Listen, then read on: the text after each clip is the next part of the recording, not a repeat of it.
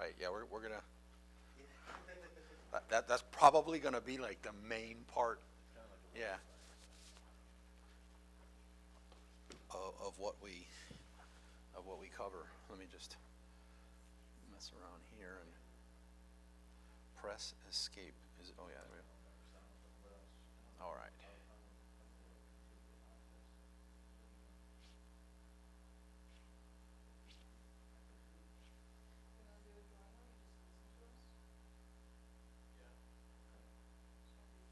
No,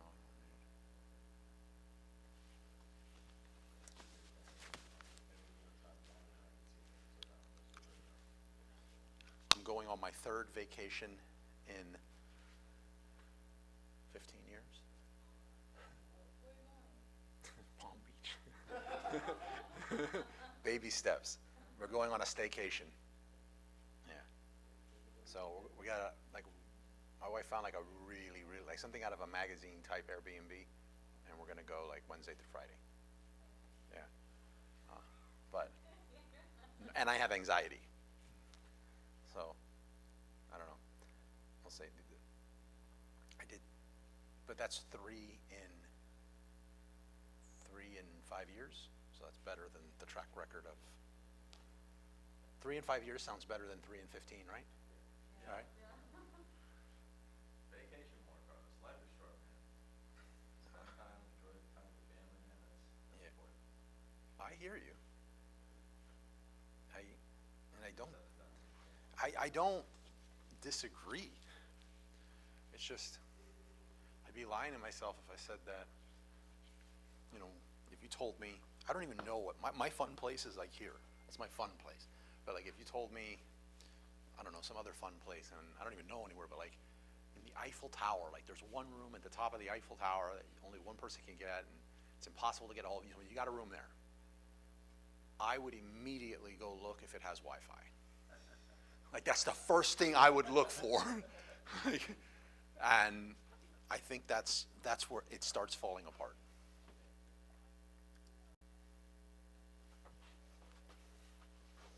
Let's see, let me go here.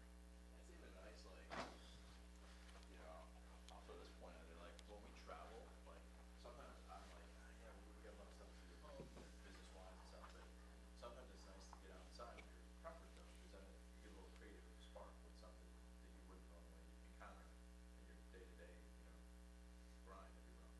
Right. So, or if you get stuck with something, you kind of get out of your zone, and then that helps kind of throw your mind into different thinking, how to Man. solve the problem. I hear you. No, like Carlos, there are two things wakes me up like every day. As soon as I see that, I wake up immediately. You are one of them. Okay. You're one of them. Three more. That's good. Your name on it. I don't know, read. That's good. Read. So then I close my eyes and think, okay, now whatever he said, that makes sense. And then if I like, yeah, and I'll reply. Or what I would do is just when another thing wakes me up is when I see it. You made a sale on TikTok or somewhere. When I see that, I'll come to pass. I'm hoping it's also the baby monitor if your daughter's crying. Do you guys use a baby monitor, or do you keep your daughter in the room? Not anymore. She sleeps with my mom on the floor. Oh, that's much better than a baby monitor. That is such a blessing to have that. Yeah, I'm sure it's got to come with some aggravation that you're living. I don't know. For me, I'm like, if I was living with, even if it was my mom, my brother, I don't know, the closest person I can think of. At some point, like I just don't think I do well in close proximity, long term with one. You know what I mean? Except my wife, in case you're listening, babe, you're amazing. Let's do this. But yeah, I'm kind of excited. Welcome. Good. Just in time. We're gonna kick off in like 3 minutes. There's a lot more people coming, so good seats. I'm trying up some different stuff with these, some stuff on the table and some waters, see if what we do. But you're welcome to help yourself to the food, even though it's not cracked open yet, but like help yourself to the food, drink, coffee. And I told her that they will be mine, right? So I can see one this week with you. that's a good idea. I started the process of looking for the next location. Oh, I thought you found something. I found the area. which is like the Palmetto and like Northwest 25th. But if it goes closer to Northwest 12th, or if it goes to Northwest 36th, it's the Doral-ish area, which for everybody except Alexeis, myself, Alex Mutt, is gonna be much more convenient for them to get to. It's much more central. So, and it's gonna be much larger. How much larger, I don't know. I'd like to get 6,500 square feet, and this is about 1,700 square feet, so considerably larger.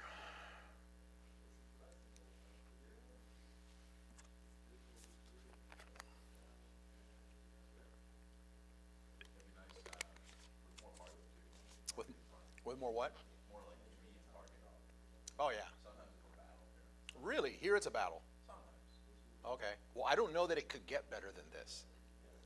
Because that's actually been a struggle for some of the locations we've looked at, to have like a Fort Lauderdale meetup. And when I used to go up there, I used to be the one that hosted the first and last Monday of the month Fort Lauderdale meetup. But when the kids were born, we also did a Wednesday afternoon meetup, every Wednesday afternoon on Zoom. One time a month, an advanced meetup somewhere in Miami. It used to be out of my office in Doral. And then the Saturday, I mean, we were up to just so many different meetups, but when the kids were born, it's not like those meetups were ineffective. It was just, something had to cut from somewhere. And there is also a point where it's not, if we could, I think growth for the group used to look like every year you evaluate and like, what are we gonna do different? It's like, let's add events. So the trend was getting close to an event a day. But when I looked at it, I'm like, that's actually not healthy for anyone. Like, you need to be able to execute on the things that you learn, and it's actually cutting into the time of my execution if I'm doing an event every day, which at the end of the day is just gonna dull, and eventually I'm talking more theory and less hands-on. So I was like, we gotta do something different. All right, well. We're gonna crank it back up. Yeah, we're gonna get it cranked back up. But as of right now, no. I'm also wondering, like, once we get closer to, you know, Doral and more central, will that be a lot easier? I mean, it's gonna shave 30 minutes off of a trip. 25 minutes, I think, from Fort. Where are you guys coming from? Well, that's a little different.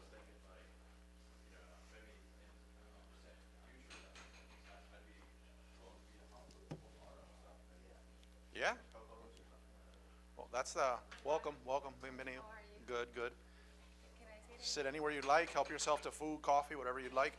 Yep. I was reading, Mailing's message. Did you see this? I saw it and I didn't respond. How's it going, brother? What's up, brother? Good. Good to see you. Good to see You you. have a Yeah. whole store, huh? Oh yeah, help yourself to food, coffee, drink, whatever you'd like. Yep. See. I feel like I'm missing something. To turn this message off so we could start.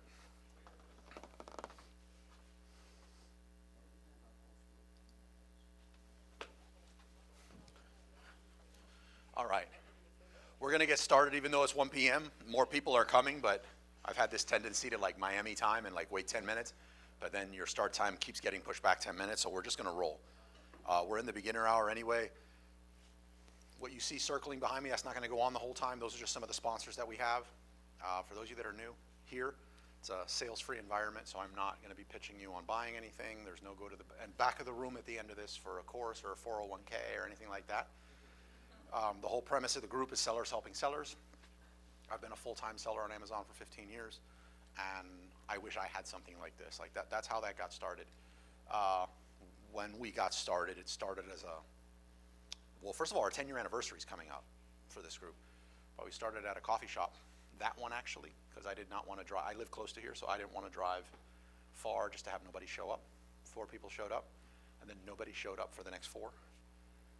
And we just kept going, and then we went to twice monthly, then weekly. At one point, we were up to like 16 to 20 events per month.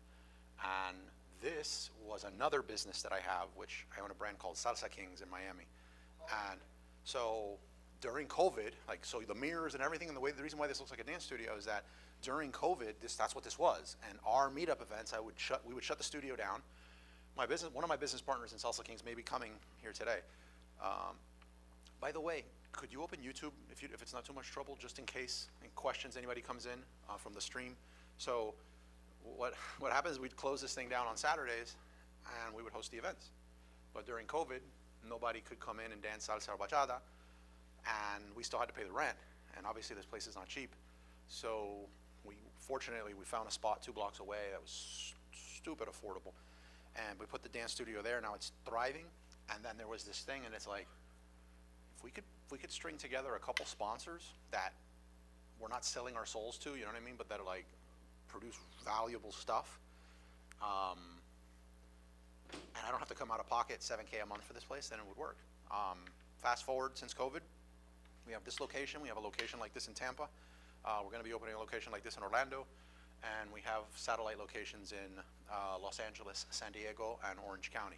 So 3 East Coast, 3 West Coast. Welcome. Huh? No. I met my wife through Salsa Lovers. Yeah, so absolutely, Renee Gates and all them. Yeah, no, that's where I learned. That he married her and had kids. Yeah. I met my wife through Salsa Lovers. That's what it was. Yeah. Yeah. And then because of that, we were in like the salsa scene, and we met some friends. And then I opened this place. This is 14 years ago, and it was going to be a cigar lounge. But then the person with the liquor license backs out, and I'm stuck with this spot. And I'm like, what would work in an open location? I partnered with my our favorite dance instructor at the time, and then next thing you know, keep going. We merge, acquire, whatever with Salsa Kings. Salsa Kings is the dominant brand, and now it's Salsa Kings, and there's different locations all over the place. So absolutely amazing. So yeah, I'm definitely familiar with Salsa Lovers. I don't think they have great things to say about us nowadays because they see us as competitors, but I always have fond memories because of that. Yep. And speaking of vacations, the only reason I meet my wife through Salsa Lovers is because went to the doctor, and the doctor's like, if you want to live to see 50, you need to chill out. Like, you need to calm down. And he's like, you need to take a vacation. And Salsa Lovers was having Miami Salsa Congress. So I went, and on day 1, I meet who I think is the most beautiful woman in the world, winds up being my wife, and we've been separate. Saved my life. Yeah, saved my life. She's going to love that. Yeah, todo comenzó con la salsa. Right? But, okay. So where was I at? So yeah, 10-year anniversary is coming up. The group's 100% free for those of you that are new. There is no pitch at the end. You're going to meet a lot of good people here. Over time, I'd like to take all the credit for this, but I can't. But over time, if people that do come in here, they kind of have a bad agenda, or they're trying to push something, they kind of get naturally, almost like natural selection takes place, and they just fall off, right? So the group of people that you're going to see by the end of today is solid people you're going to want to connect with.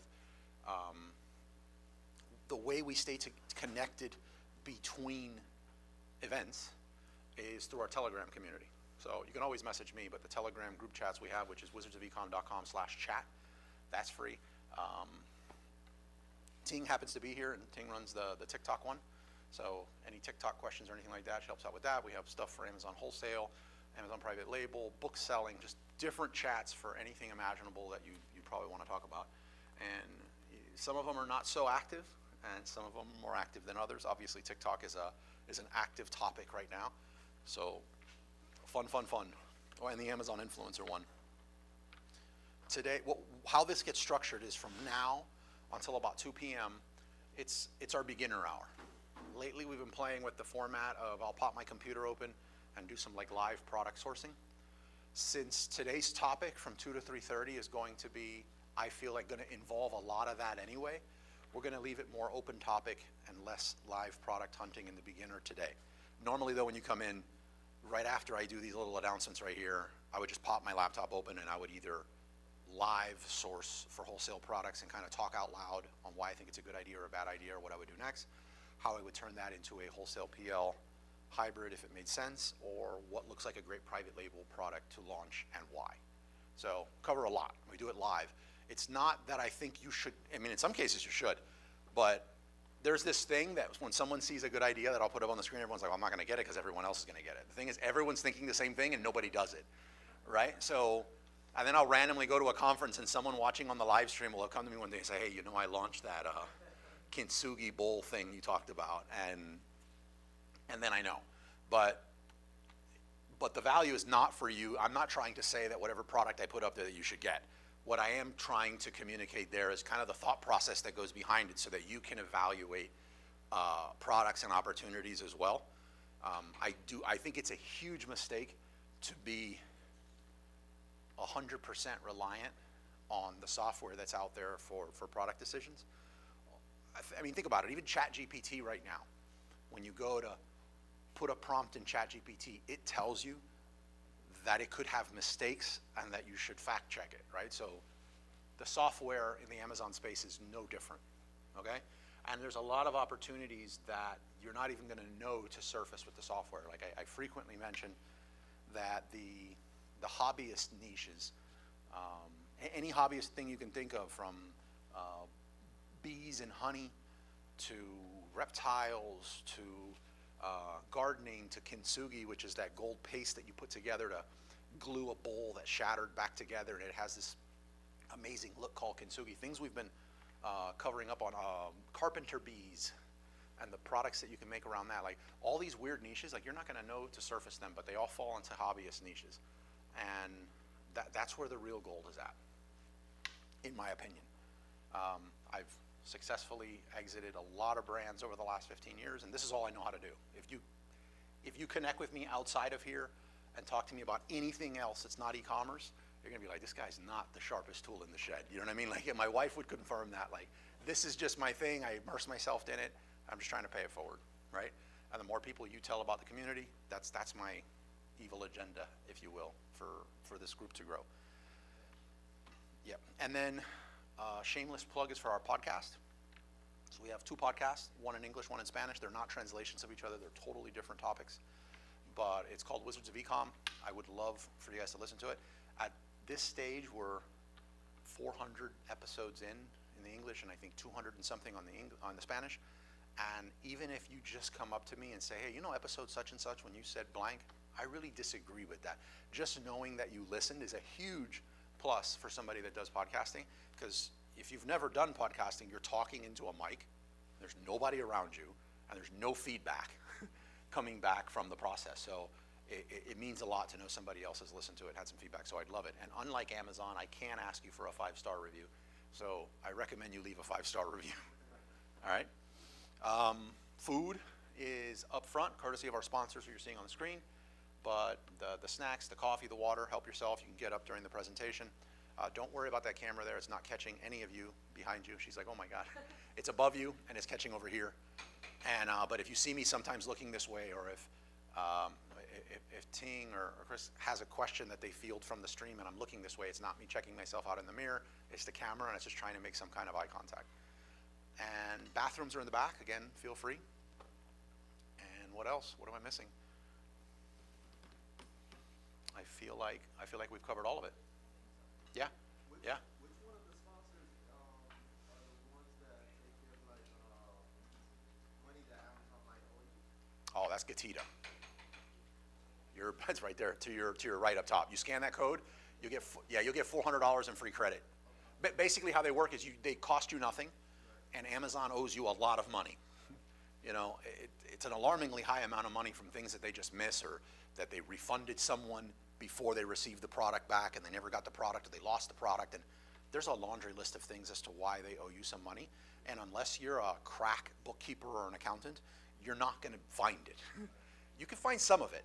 And there's different softwares that do it, but they are the best. They're the gold standard when it comes to that.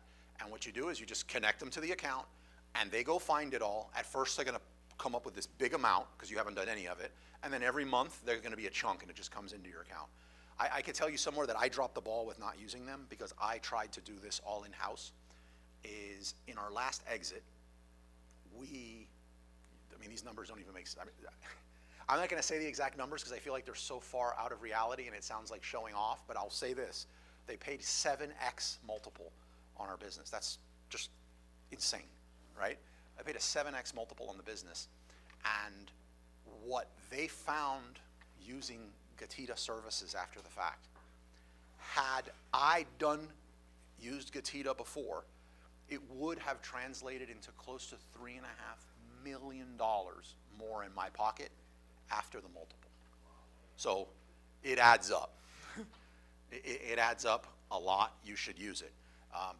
One of the other reasons, and these next two reasons are why I really recommend Gatitos. One, they're all about education. And it makes sense. If they educate you to sell better and sell more, you're going to be a longer and better client. That's a win-win, because you're going to sell more, Amazon's going to owe you more, and they're going to make more money. So they have like a vested interest in you growing, right? Unlike some softwares, nothing against them, but they just want you to keep paying them monthly. Whether you use it or not, that's a totally different topic. The other one is they don't bash their competitors. So if you find, they charge 25% of what they find. If you want to use someone else because they charge 5%, they're all for that. They just say afterwards, after whoever you used found everything that they could get, just have them come in and get the rest. And they wind up finding a lot. So I just use them head up now. How often are you? They will go in and once a month deposit. Like they're going to go in and it's going to take like a few weeks, and then they're going to get everything that you're missing and they give it to you, and then they automatically will just go in and do their thing. Yeah, it's autopilot. It's beautiful. What if I haven't done it like in 2 years? Well, you're gonna have a nice Q4. So that means empanadas are on you next week. Yeah. How long does it take for them to do the whole process? I've seen it get done in a few days. I've seen it take a week or two on the first one. Because remember, there's going to be more for them to find if you've not done it in the beginning. But once they do it and they're caught up, they're good. Really, really good. Yeah. It applies for FBA, by the way, not for FBM. Oh, really? Yeah, only FBA. How little would you consider start using them? How soon? How little? From the beginning. It costs you nothing. Okay. Yeah, there's no cost. You set them up, and you'll be done with it. It's slightly different than the question I get is, when should I hire a bookkeeper? Which is, I feel very hypocritical answering that, because I didn't hire a bookkeeper until it was too late. I was like, taxes is something that somebody else pays, right? But the good advice is to hire it in the beginning. But can my business really afford $250 to $300 a month in the very beginning when I'm not getting any sales? I didn't think it could. I'd rather have put it in inventory. So it's this weird thing there. But with them, there's no charge. There's no charge, and it's not taking any of your time, which is also very important in the beginning. So you just hook them up from the beginning, and it's autopilot. The percentage is how much? They do 25%. If you're a bigger, I mean, they don't advertise this, and me just paying it forward with you guys. They will negotiate the price. I don't think you have a great amount of leverage if you're just opening your account and you're trying to negotiate, right? How much is it? It's 25% of what they find. If they find nothing, they make nothing. If they find $5, if they find $10, they make $2.50. And if you use that code, the first $400 of what they find, they don't take any. So you could try them out, get your $400 and cut them. I don't think you will cut them afterwards, because it's a win-win. So, okay, but that's a great question and a great way for me to plug the sponsor, so thank you. What am I going to say? I mentioned the podcast. Let's talk Amazon. So today's topic is the wholesale PL hybrid, or PL wholesale hybrid, depending on what you want to say. I'm going to get into what the difference is, because there is a huge difference between PL wholesale hybrid and wholesale PL hybrid, actually. So I've talked about this topic a lot. I've done this for years. The only reason I think it's not a main topic in our group to date, this will be the most thorough time I've gone through the hybrid model today in our 10-year history. But the reason it gained in popularity, and the reason we haven't done this topic before, say 6 years ago, is during COVID, and especially after COVID, the barrier of entry for straight up private label rised dramatically. So there was a time, like when I started, you could start a private label for $3,000, $5,000. My unpopular opinion is that you should not start a private label product right now unless you have at least $30,000 to $50,000. And I'm going to say 50 is the safer number, because you're probably not going at it with 10 years of experience on Amazon. If you are an arbitrage seller or a wholesaler, you actually do have experience on Amazon, and that counts. It's not a ton of overlap, but you do have experience. Imagine sending out the only $15,000, the only $20,000 you have on your private label, and you don't know how to create an FBA shipment. You don't know about ads. You don't, like, I find it to be, and then you pick a product like supplements or sports or apparel, or you pick one of these and it's like, I'm just looking at them and I'm like, that's a recipe for disaster. So I really think you should go in with $50,000.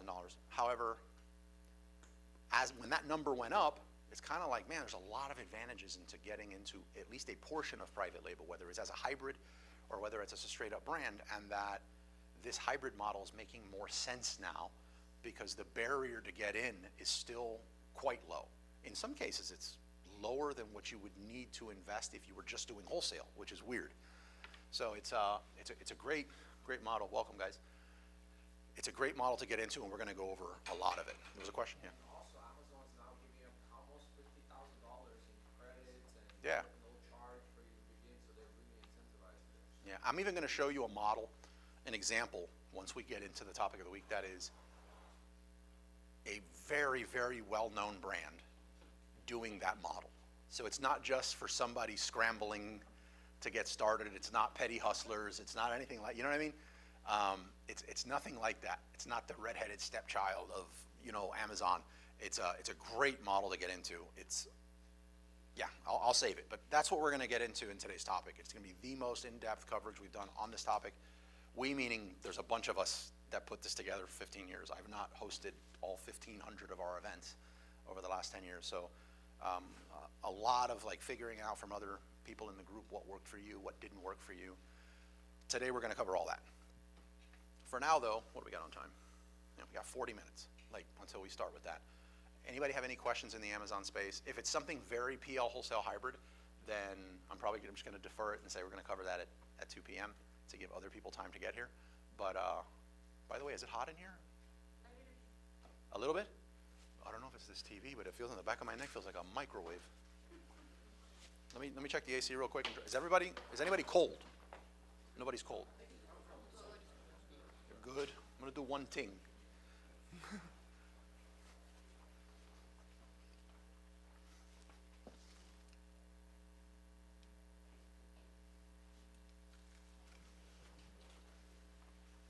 There we go. Any questions from the stream yet, Ting or Chris? None? Ting, you got a question? Yeah. Go for it. We started running PPC 7 days ago, so today will be the first, if I remember right, 7 days will be a period, You started running PPC 7 days ago, and what? and today's the first, if I remember right. Okay. You should look at your report for 7 days, or you should wait for 7 days to collect those data. Depends on how much you're spending. So like how often should you look at your report based on once you start running PPC? We're running very, very, very low budget. That's okay. We don't see that much like a competition out there. So we went through from page 5 to page 2 now. If you search the keyword, so how often would you look at your report if you have your minimum budget? Yeah. So if you're spending a lot of budget, then you're looking at it all the time because you're thinking, oh my God, I'm going to lose a bunch of money. But if you have a very small budget, it's the same fear. Like you're spending a smaller dollar amount, but it's still a considerable part of your budget. And I don't think it hurts to look at it every day, but just be very careful if you have a small budget of making changes to your ad spend based on you don't like how the last 2 days went, because that's just not a big enough sample size for you to be able to make that decision. So look at it, kind of like try to get the data to tell you a story. I know that sounds very like hocus pocus, but you know, it sounds very hocus pocus, but like let's say you see that you have I think I answered this, I think it was with you, Chris, but say that you see a lot of impressions. You're like, I'm not getting any sales, and you're getting very low clicks. So it's like the story there is, I'm getting a lot of eyeballs on my ad, and they're not clicking. Why would they not click? Like, what does somebody see when they search something and the ad comes up?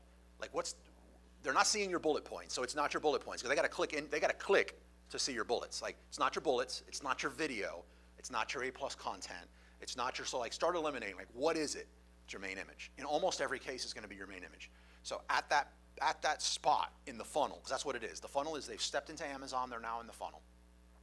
When they search for something or they click on something from the homepage, they're taking a deeper step into the funnel.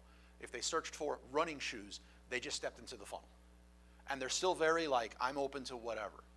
If they searched for 2 left feet running shoes for 40-year-old guys that glow in the dark at night, you know, they're very deep into the funnel, they're very high buyer intent, and they're ready to buy. But at your stage, what keyword is all that impressions coming from that is not getting clicks? Is it relevant to your product? Like, is it purple drone and you have a silver drone? Like, because your main image is showing a silver drone and you're getting a lot of impressions for purple drone. That doesn't make sense. Like, what about your main image is not getting the click?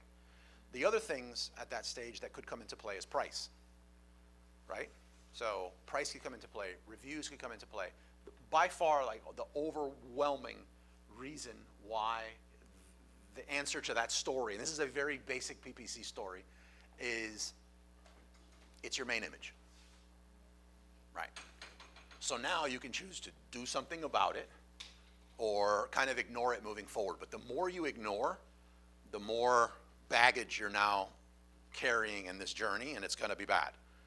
It's just going to get worse. It's not going to like miraculously go away. Now let's say you have a good amount of impressions. Welcome. A good amount of impressions and a good amount of clicks, but no sales. What's happened now? People saw your ad, you were highly relevant, evidenced by the clicks. They liked your main image, not too much wrong with your price. They clicked, but now they've got to your product detail page and they're bailing. Like, what's the issue there? We can keep going, but these are like early, this is very like nursery rhyme level stories for PPC. You're here for a pickup? Let me step aside real quick, and I'll tell you guys what the pickup's for in a second. Shoot for it. Tell me. The question is, The shower? Do you guys offer the different variations I don't. of landing, Si quiere, manda. landing pages too, kind of like what Google or Facebook lets you do? Okay. Gracias.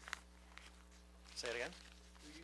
Does Amazon offer the variation of the landing pages, kind of like Google and Facebook does? In other words, like I'll post like the product with the blue background, and that will perform better than one with the yellow background. No, Like, so- test multiple templates to see which one perform better. So- Fits what you're saying. Yeah, so yes and no. So sponsored product ads are not going to be that way. Sponsored product ads are going to be the white like your main image is pretty much what it's going to be. Sponsored brand headline ads, you're going to be able to get creative and add some stuff. You're going to be able to put the product on a kitchen counter. You could do a bunch, and you could put it in a family of products. Your video, sponsored brand video ad, you're going to be able to do a lot more stuff. So your display ads, you get some of that, you know, flexibility to be able to test. But on the sponsored product ads, no. Which brings up, and again, it's very difficult to have a beginner hour and talk ads because it's technically not a beginner topic, but keeping it as beginner as possible, you have 100% of your budget. About 80, all things being equal, about 85% of your budget is supposed to go to sponsored product ads. That leaves you 15%, and about 10% of that should go to sponsored brand ads, which is going to be your headline, it's going to be your sponsored brand video, and then 5% to display. So of that, your ability to test is kind of hampered by 85% of your ads need to go to sponsored product, and you don't have that flexibility. Does that help at all, Ting? Yeah. How does the negative work works in the You guys are going for the juggler today in the beginner hour. You're going for ads. I love it. How does it work? How does negative keywords work? Okay, so bear with me. You guys don't yawn on me. Since this is the beginner hour, I want to cover it from what she's asking about negative keywords and how they work. So if you're running ads and you have a silver drone and you see that you're spending a bunch of money on purple drone and you're like, this is not going to convert. Nor do I want to get the very small percentage of people that search for purple drone, love my silver drone main image and convert. I'm spending too much money on this bad keyword. I don't want to come up for it. You have two options. One is negative keyword. So that is you going into Amazon in your ads and you're saying, I want to create a negative keyword. I do not want to show up. Like you're raising your hand and saying, I do not want to show up for this keyword. The other way is through something called bid management.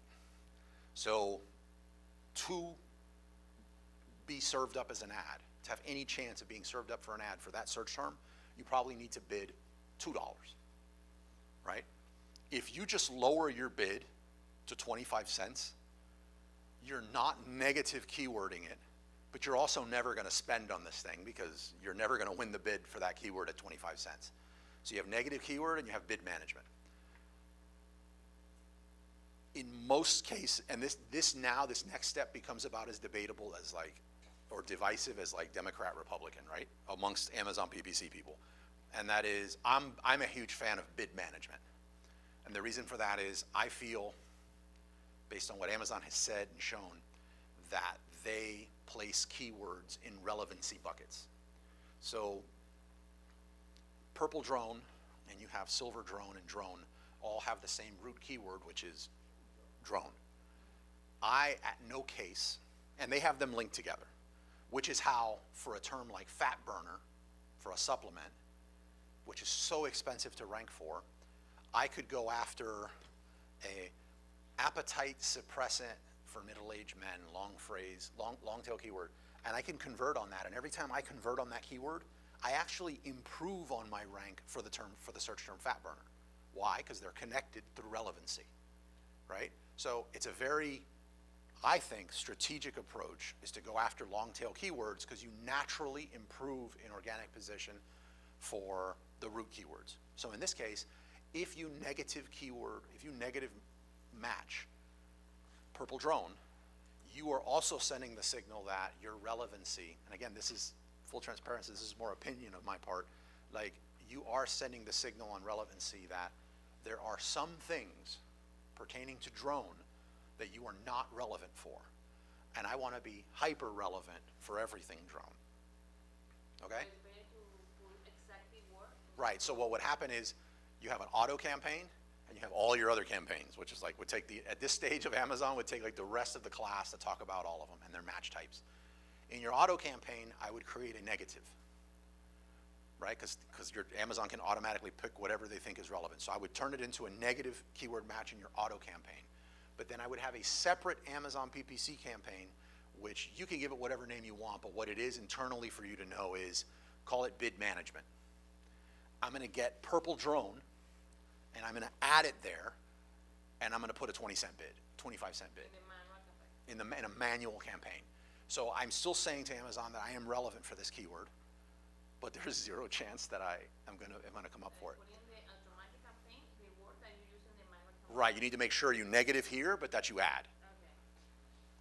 That's a very important one, the duality there, because like a lot of people will be like, I get this word in my auto campaign, and it's fat, appetite suppressant for Labradors. I'm killing it on this one. So they jump over and they create a manual campaign for it, and the manual campaign sucks. It's like sucking all their money out and like, why is this not converting? It's converting over here. And it's because you needed to stop it over here and negative it out over here in your auto, and you needed to create a dedicated campaign and feed it. The longer a campaign exists, the more seasoned it becomes on the back end of Amazon.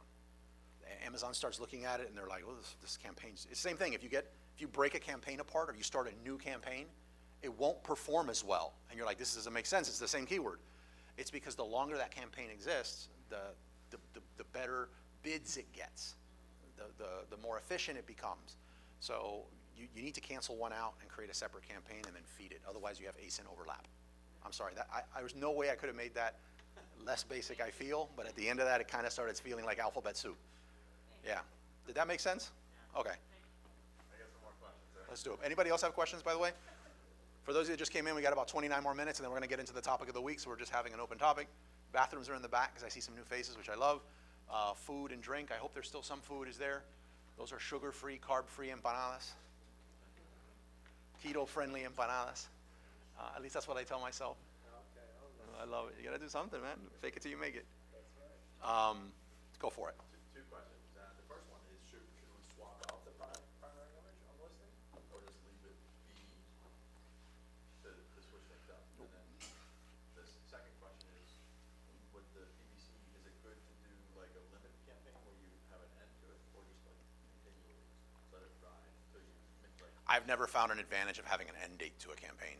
Don't get me wrong, I will end a campaign, but I've never seen a strategy that made sense for me to beforehand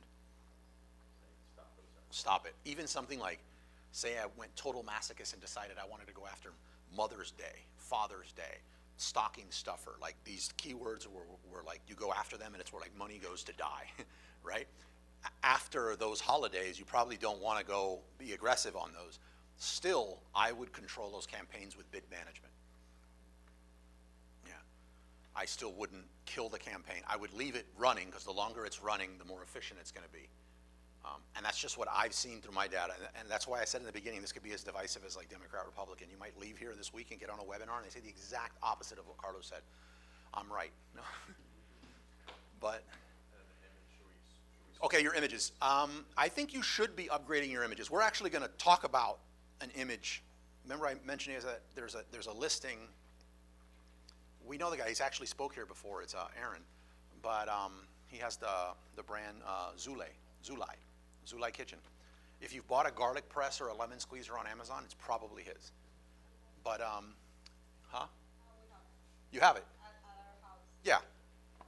Yeah, I have it too. I think you probably don't realize it, but if you have an orange zester, a lemon squeezer, a garlic press, it is probably his. But we're gonna look at one of his images that I'm gonna show you how they're doing a version of hybrid. But while we're on the image, it's kind of like a workshop on what you should do with your main image to push limits. So you should be upgrading and changing your main image as you go. Again, change it because there's a reason to change, not just to change. Pick food, which will pop up here in a second. By the way, this QR code I think goes to the page to where all of these pop up, not just unique. I saw somebody trying to like time it. You could get the QR code and it'll go to the same page that'll show all of them. But one of the ones that's gonna pop up here when they show a bunch of them is PickFu. I'm a power user of PickFu, right? I would have them as a sponsor even if they stop supporting as a sponsor. Like, they're that good. For your main image, only change when it's PickFu approved, is what I would say. So like, get your main image and then get the main image of the people that are competing for the same keyword as you. And your main image, when you put it up there and say, which one would you buy and why, right? Make sure the price and in the there say the price and the reviews are all the same. Which one would you buy? Because all you want to test here is the main image. Which one would you buy and why? And you need to pay attention to that. And if you're like, oh, this says that I need to change my main image and that the majority would go here, you just ignore that and you're just shooting yourself in the foot. Like, you might as well stop running ads. Like, because that's everything. It's telling you what the issue is. And then you should consistently look to how to beat your last image. You know, yours against this one, which one would you buy and why? So if you can beat your other one, do it. I think it's a good idea to have holiday-specific images. That gets really complicated if you don't have a solid creative team. But one of the images we're going to show today is going to show you how to communicate giftable year-round in a genius way. But could you have like a pumpkin vibe going on? Like, could you do something around Christmas that has like hints of like red and green, or like subtle things that you can do? Test it. And then have some already tested, ready to go that you can load up and run. So always custom made, huh? The pictures can never be like stock pictures type of deal? You can use stock in your secondary images. They just perform worse than others. And it was a big debate with one of my business partners that how do you, an AI generated image and a stock image, how could you know the difference between that and say you got a model and you're doing a live photo shoot? I think there's a huge difference. I can easily see the difference. And I would say that while most people probably couldn't look at it and say the word stock, because a lot of times that word stock we use as business people, and other people are just like, they don't really get it. They do know that something is off here and that it's not real, and they pass. Same thing with poorly done 3D renders. How does it go as deep as Google does? Because Google will be able to tell if your website was created by a software that's like $5,000 or somebody created it as a template, and it ranks you based on also the quality of the tools that you use when you do the ad. I've never heard of something that could tell that for something on Amazon. I bet you Amazon knows that. Yeah. Yeah, I bet you Amazon knows that. And the credit that Amazon gives is when someone searches for X, do they convert on Y? And if they do, they're going to give benefits to Y. If they don't, they're going to penalize Y and look for that other Y that they could give benefits to. Yeah. Questions? Anybody? Everybody looked to the person beside them when I said that. I thought that was pretty. Yeah. No? Okay, so I have Let's do it. The arbitrage. So we, so we recently got opened up so many chances, so many brands out there, so we'll play a little bit on arbitrage. So from gourmet food category to all the way to apparel, that's huge difference. And whenever we're searching for apparel, and we can notice that the BSR is huge, like huge, huge. Not like one, it could be Like a million in books and grocery and gourmet is not bad. still, okay, that's something we don't know, because I know for the food, if that's 20K, that's considered 1%. But at the apparel section, that was, you can do 200K, still 1%. So whenever if a listing has has more than 50, even 60, 50 or even 100 variations, when we make a decision if we should jump on it or not. So what we can, is there any way can help us make a better decision if like the listing has so many variations of? Let me try to say that back to you to make sure I get it. So you want to know if you're looking at a listing based on the BSR, Yes, whether you should buy the product or not. yes, So I don't think you should make a buying decision based just off the BSR. okay,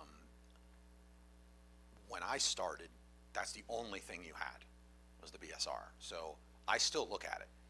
And just from doing this for so long, and several of you here might be in the same boat where you look at the BSR and you might just say, okay, that's 10 a day, 300 a month. There's 3 sellers there. I share the box. Rough estimate. I know there's other things in play, but you might do that. I still do that. But I think Keepa is a powerful friend of your ally here. I'm more concerned with the historical pricing of this product over a set period of time. Like, you know, if the historical BSR and the historical pricing of the product. Because if it's $29.99 right now and has a BSR of X, but for the last like 23 months of the last 24, it was selling for $13.99, sold by Amazon with a 2000 BSR, like that changes everything for me. Like I really don't want anything to do with that product.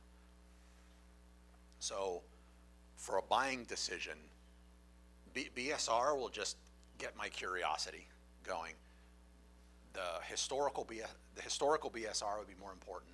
The historical pricing, was Amazon, how often, if any, is Amazon selling this product direct? Those would be pretty powerful influences on whether I made a buying purchase or not. You're talking about arbitrage. yes.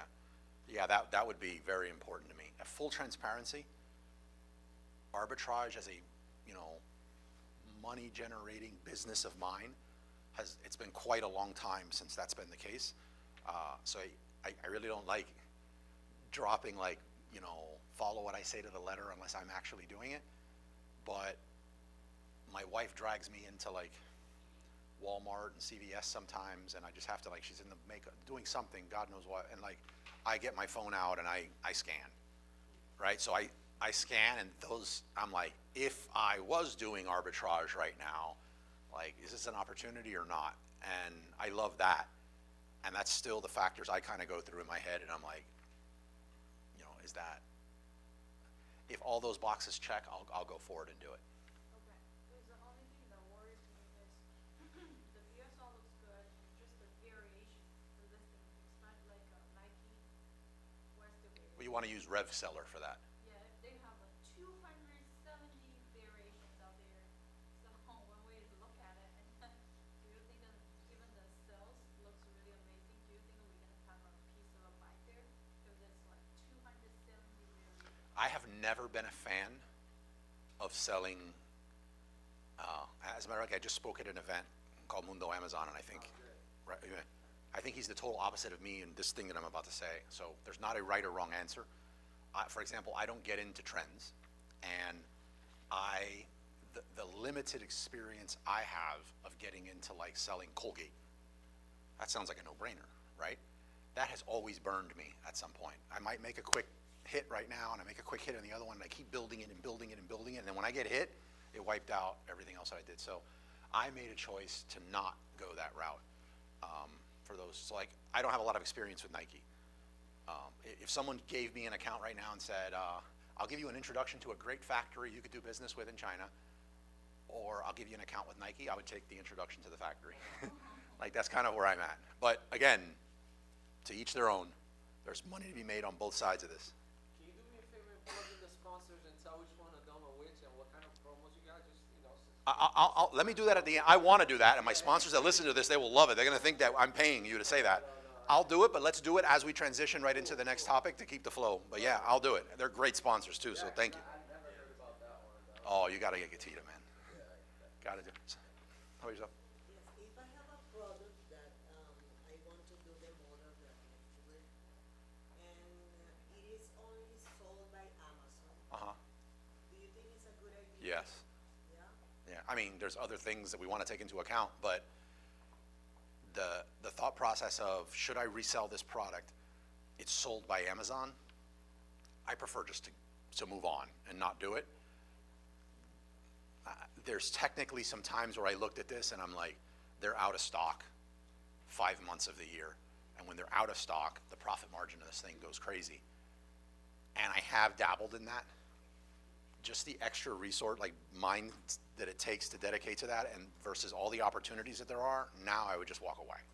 However, if you're doing the hybrid model and you have an account with the person that, like, you have an account with the brand that makes this, and Amazon is selling it direct, but you have a product that you can put with this and create a hybrid for it, that's not gonna, Amazon is not your competitor anymore, right? The only thing you have to think about is Amazon, unlike us, if there's a product that sells for 50 bucks, we can't survive selling it for 7. Amazon, in its infinite wisdom, sometimes will just get a product and send this thing down to $5.99 for a year. If they did that, then on your listing, it would be very hard to justify that old selling price plus a little bit with the product that you added.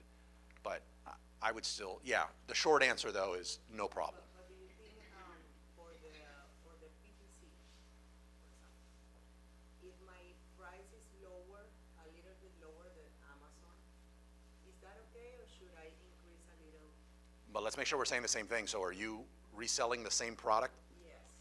Yeah. Same product than Amazon with my little product Yep. of my brand. So then it's not the same, No, it's not the same. right? So you're not, you have no, when you go the hybrid model, you have no competitors on your listing. Yeah, I don't.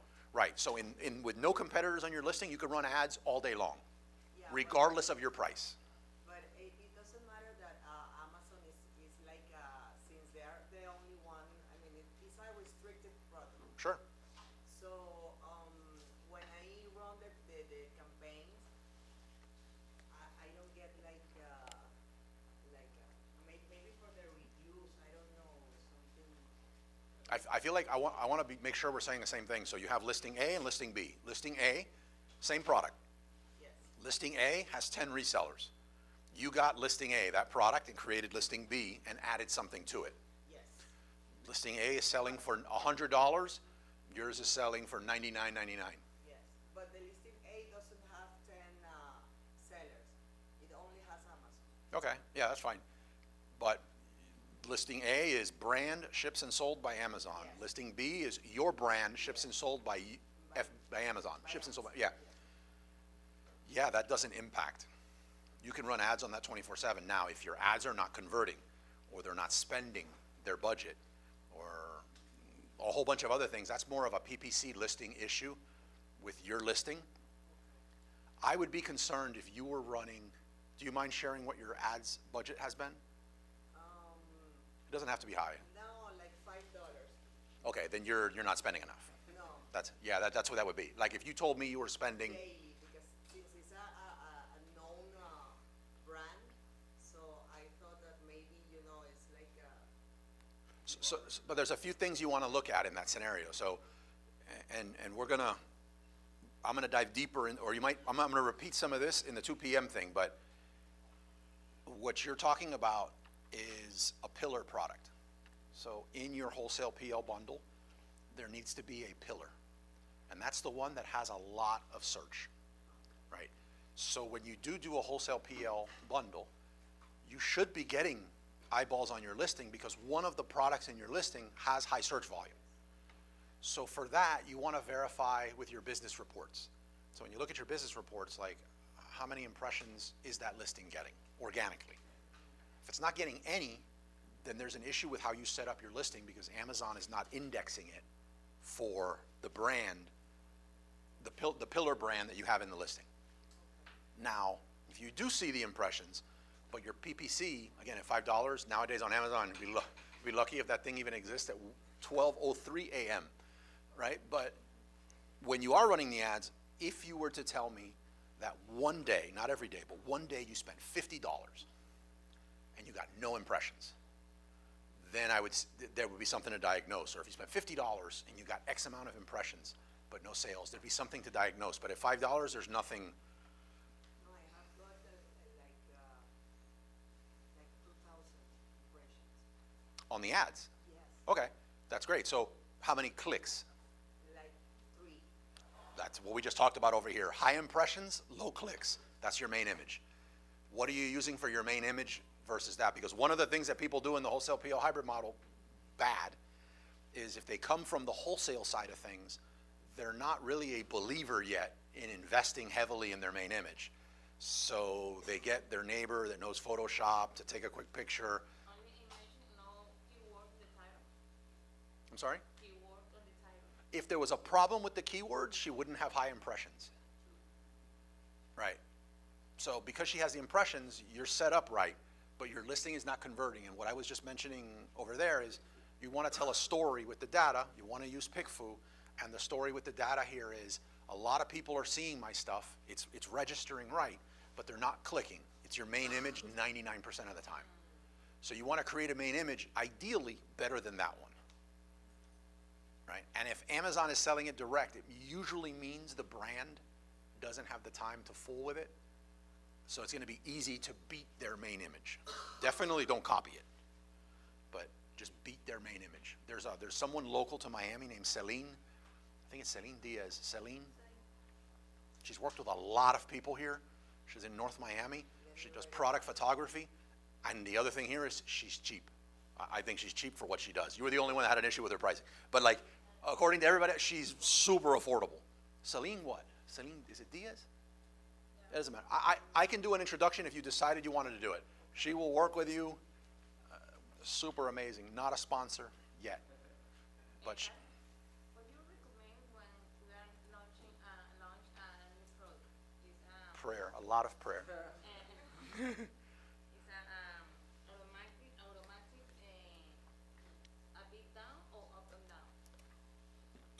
That's a good question. It depends on how aggressive you want to be. I think a launch is about as aggressive as you get. So I would bid up, Up and down? personally. Yeah, I would. Are you talking about a repricer or are you talking about your PPC? Yeah, I would be super aggressive.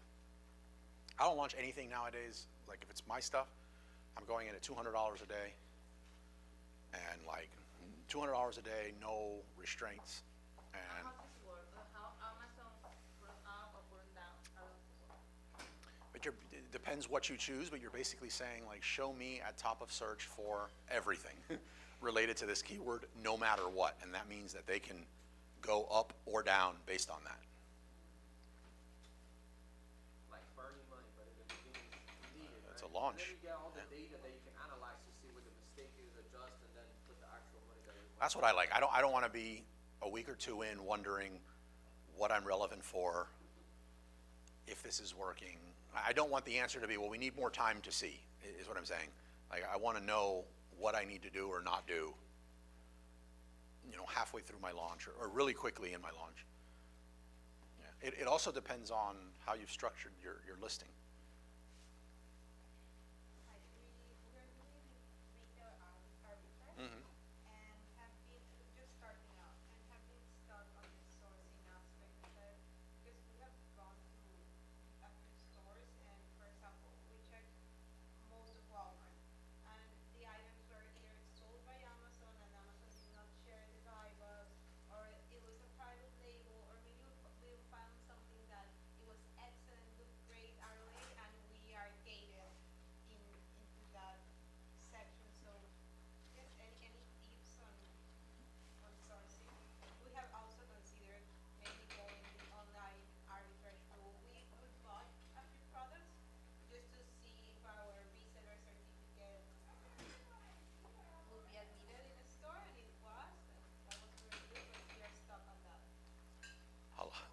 lot to unpack there, but to repeat the question for people on the stream is that you've been doing retail arbitrage and basically been having a really hard time of it. You went to Walmart, you mentioned, you scanned a bunch of stuff. Home Goods and Marshalls. What kind of goods are- Yeah, but basically you've gone in there and you're not finding the deals that you hear about maybe online or in here, right? Arbitrage is a slog. I don't want to paint it to where I'm going to be able to give you some advice right now and say, go to aisle A, scan this, and walk out and fill your cart and make a bunch of money. It's not like that.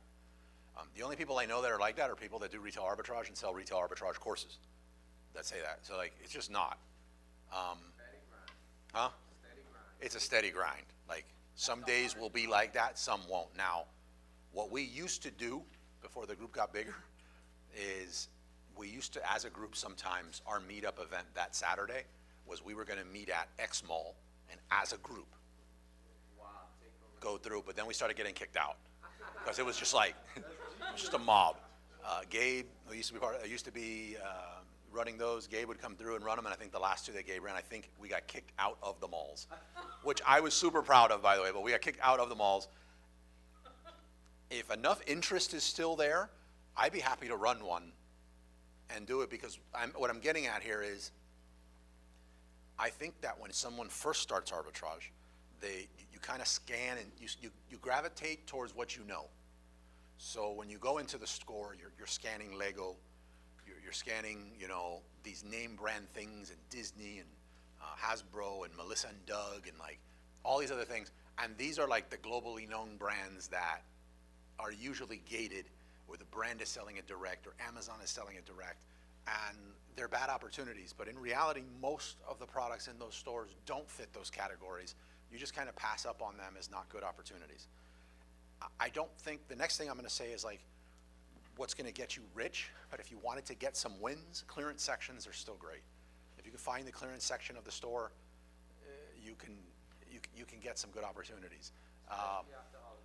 Yeah, Burlington Coat Factory, believe it or not, has a great section for toys that are better than anywhere else. There's a lot of, It looks like one of the promises could be okay. yeah, the other, that was the third one. Most of the categories are blocked. Yeah, the other one is you want to get ungated. And some of that has to do with how long your account's been around. It doesn't have to be around years, but every 30 days kind of gets you to a point where you can get unlocked for something. Technically, it's so easy to get ungated. All you need to do is get the invoice, right, with showing the 10 items and you present it and they get ungated. I don't like those people that say that. It's just, so what I do is I don't really have the patience for it. If I'm going to a store and I'm scanning and I'm spending my time in the store and I see that there's opportunities here, if I was ungated, I'm gonna pay a service to get ungated. And the only, I know that this is like, the service that I recommend that I have never seen a single person get suspended on. The only thing I don't like is they will not give me a deal. They will not give me an affiliate code. And if you can bargain with them, good luck. But is Funnel Guru.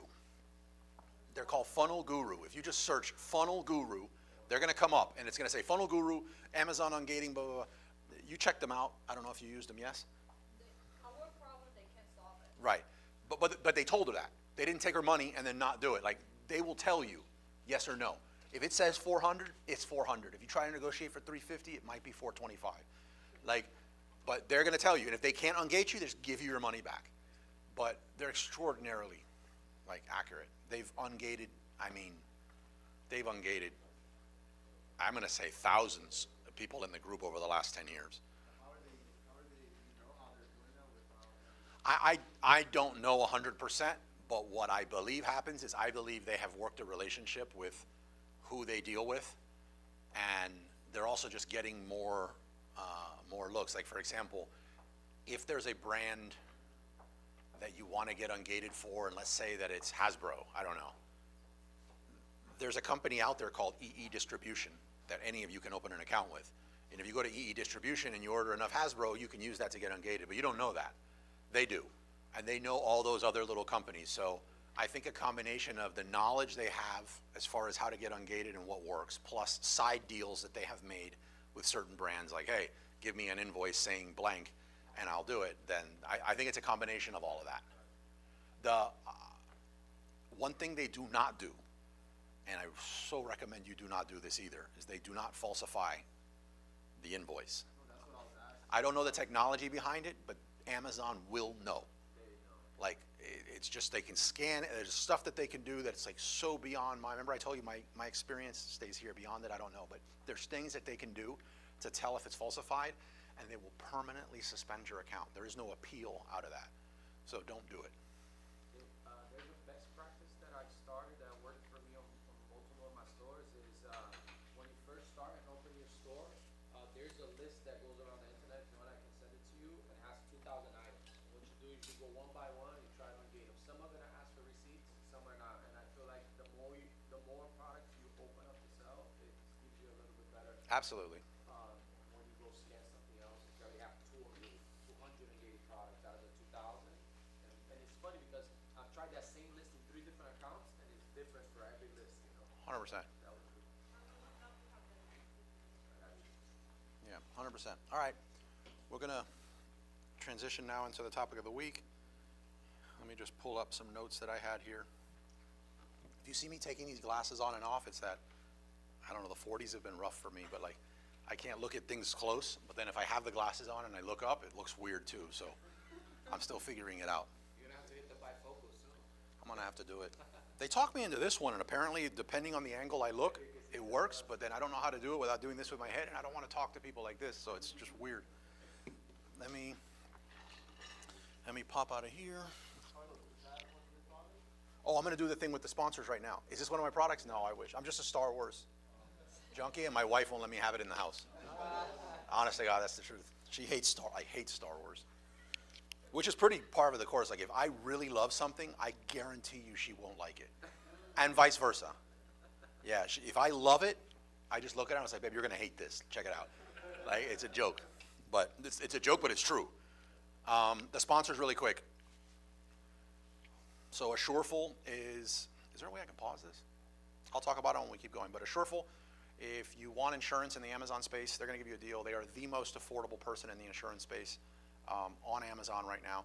And not just are they affordable, they comply with all of Amazon stuff, you can get approved using them, but they also, they flex with your sales. So they're not gonna just gouge you this flat rate based on, your total gross sales. They're gonna, if you sell less, you pay less.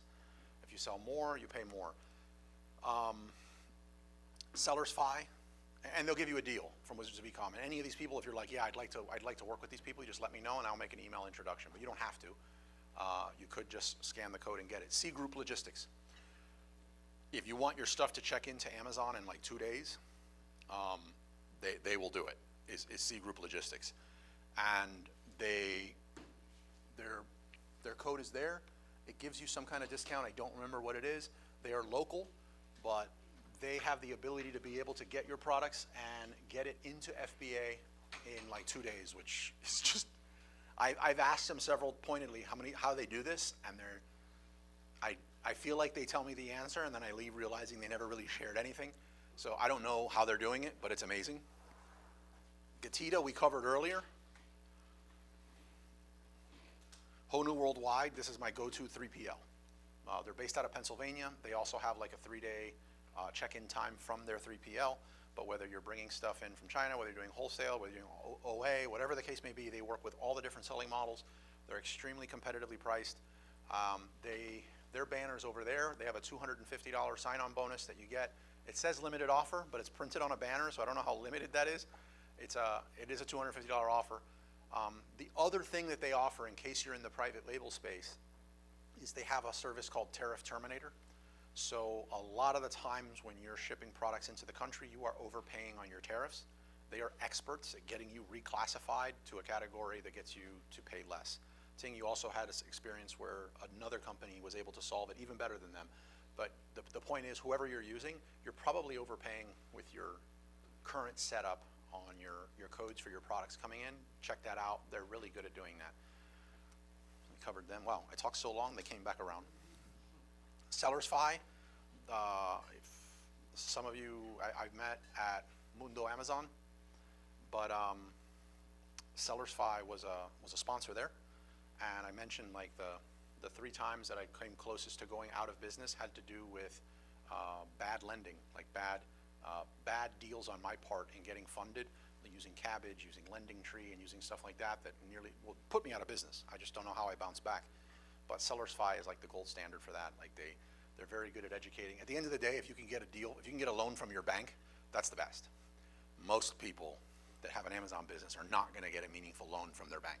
So Sellers Fi is amazing. On-site is my favorite tool nowadays. If you've ever tried to do a review of something you got on Amazon, a return of something you did on Amazon, you're gonna notice those orange buttons that you click to start the process. When you have on-site support, there's an additional orange button that pops up anytime somebody buys from you. So if I bought a product from Yuting, and then I went into Amazon either to leave a review or to leave you a negative review or to return the product, there was this additional button there that allows the buyer to have a live chat support with you. So you can get involved at that critical stage of when they wanted to leave a negative review and wow them with great customer service. I have like a hug your haters type strategy for this that works phenomenal. And what I'm finding is it shortstops or it eliminates about 20% of the negative reviews you get. And not only does it eliminate them, it usually wows the person so much that about 20% increase in the positive reviews that you get. It also decreases or eliminates 40% of the returns that you deal with, which is pretty considerable in some people's business. Imagine if you have an apparel business, and if you have an apparel business, you could be sitting at close to 40% returns. This is going to eliminate 40% of your returns. They also have, I think, a 2-month free setup. Carbon 6 is a suite of tools. I think they defy description. They have a tool called Seller Investigator, which is a similar or competition to Gatita. They have tools if you're into Merch by Amazon, which is Amazon Print on Demand. They have tools for logistics. They have tools for getting reviews. They have tools for everything. They also have a great deal, which is behind you. And I think every single tool in their suite using that QR code, I think you get 40% off for life, I'm pretty sure. So, and that's exclusive here to the group. I want to make sure I'm not missing anybody. TraceViews. They are experts at removing negative reviews, negative seller reviews and negative product reviews. The stubborn ones that you can't get rid of or time-lapsed or whatever, they get rid of them. You mean come from mine? If Sorry? they're not from mine, They have been known to remove some from Vine, but I'm a Vine reviewer, for example, and they try not to mess with Vine reviews because apparently those are the most unbiased you can get. But what happens is if I'm a Vine reviewer, if I go in there and if I bash your customer service or I say an inappropriate word in my review, when you challenge that review, Amazon is gonna just say, no, this was a Vine review. They know how to go in the back end and get Amazon's attention on the specific thing about the review that disqualifies it, and then they can get it removed. So yeah, they can do more than most when it comes to that. Fun fact here is I put the value of a negative review at like negative, like $2,500. A negative review cost me about $2,500, whether it's inefficient ad spend, I got the click, they didn't buy because they didn't like the review. I've quantified a negative review for my listing at $2,500 to the bad. And I quantified a positive review at $250 to the good. So when, this helps for you to do this so that when you think about, is it worth getting X software or should I be spending X amount of time to do blank, you have an idea as to what the ROI is based on your results. So, oh, here's a bunch. Pickfu we mentioned. Rivly, Seller Mobile. Seller Mobile is phenomenal. Most of you here do not have a single dashboard that you look at that tells you everything that's going on in your Amazon business, domestic, international, your P&L at the end of the day. Like nobody in the Amazon space really has that. Seller Mobile does. And they have a dashboard that they've made accessible to Wizards of Ecom members that is $20 a month. I mean, I know softwares that have gone out of business trying to sell it at $300 a month, so I recommend them. I think I covered all of them. Do they integrate Vendor Central or just Seller Central? No, Seller Mobile does Vendor Central and Seller Central. Oh, really? Yep, absolutely, yeah. They do everything. As a matter of fact, Hiba, who she came down here before, the owner, Hiba will get something coded, specialized for you in like a couple weeks. Oh, I've been looking for them. Yeah. Few that integrate with Vendor. Jungle Scout, oh my God, how to mention it. We just got Jungle Scout as a recent sponsor. I think everybody knows Jungle Scout. They're like the gold standard when it comes to most of any type of product research you're going to want to do as a private label seller or as a wholesale PL hybrid or PL wholesale hybrid seller. Helium 10 is good as well, but Jungle Scout's the one that started it all. I find the data more accurate on Jungle Scout, and it's just a lot more actionable, in my opinion. What do you have for now? They just became our sponsor, and I'm not remembering, but I believe it's 20%. I believe it's 20 or 25% off every month moving forward. But if you used my code, which I think I get like $6, that's not why I'm recommending them, but like if you use my code and they come out with a better deal, I can get you that better deal. So it locks you in for some pretty good stuff.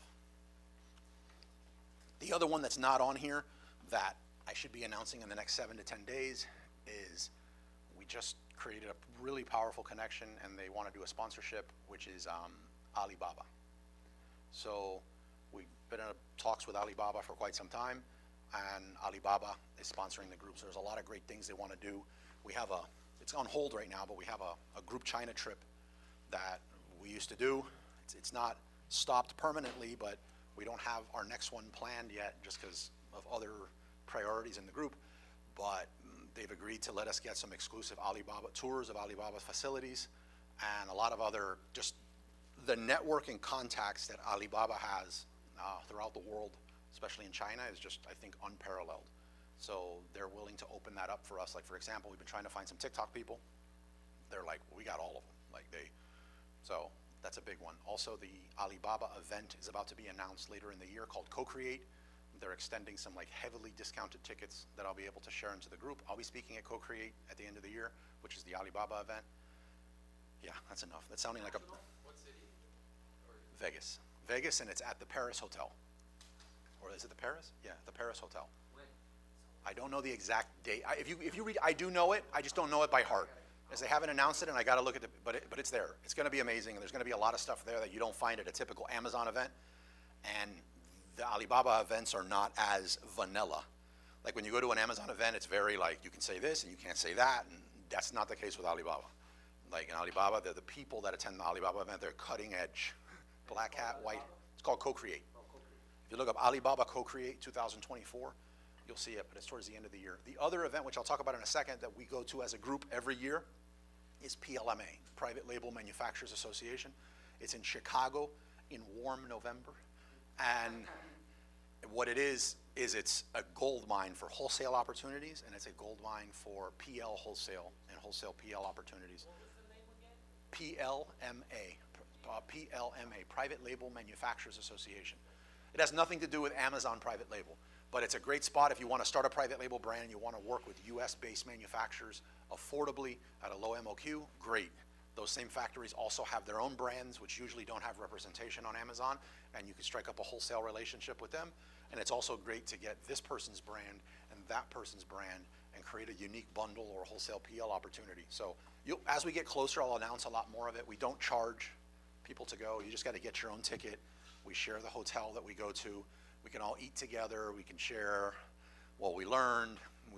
Hopefully this year we're going to get a few vendors and we're going to take them out to dinner so you can see what that looks like, because that's a strategy that I use when I go out. If I really want to work with this vendor, I just invite them out for steak, or I invite them out for a nice meal somewhere. So the idea this year is that we invite them and they get to see, wow, it's like, one thing is they're working with you and they don't know who you are. You could be an 8-figure seller out of your mom's basement, but when they see you around a bunch of other entrepreneurs, it's like, this is a network here. Like, this person obviously knows their stuff. They're part of something bigger than them.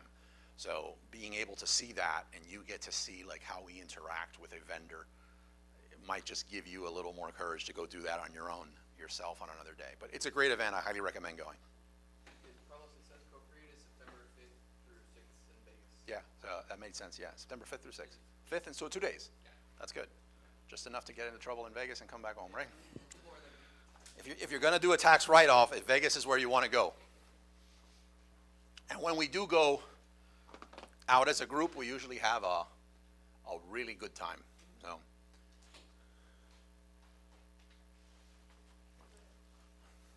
Oh, I just saw the message as I was making sure we were set up, the cube.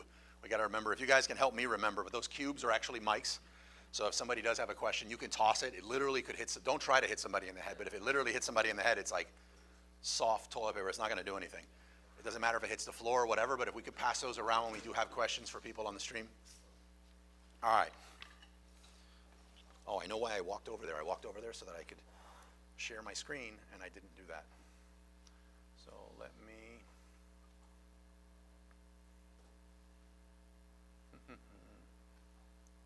I'm going to start with this one. You look at this for a second while I get the screen shared. But we're going to talk about this listing for a second as just kind of like a...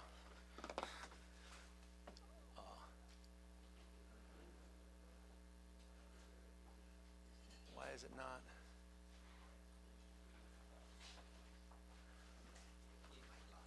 Oh, you're good.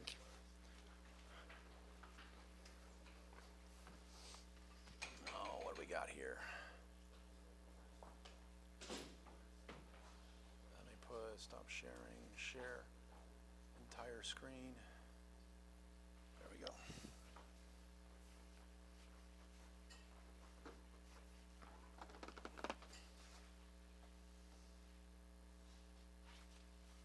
All right, there we go.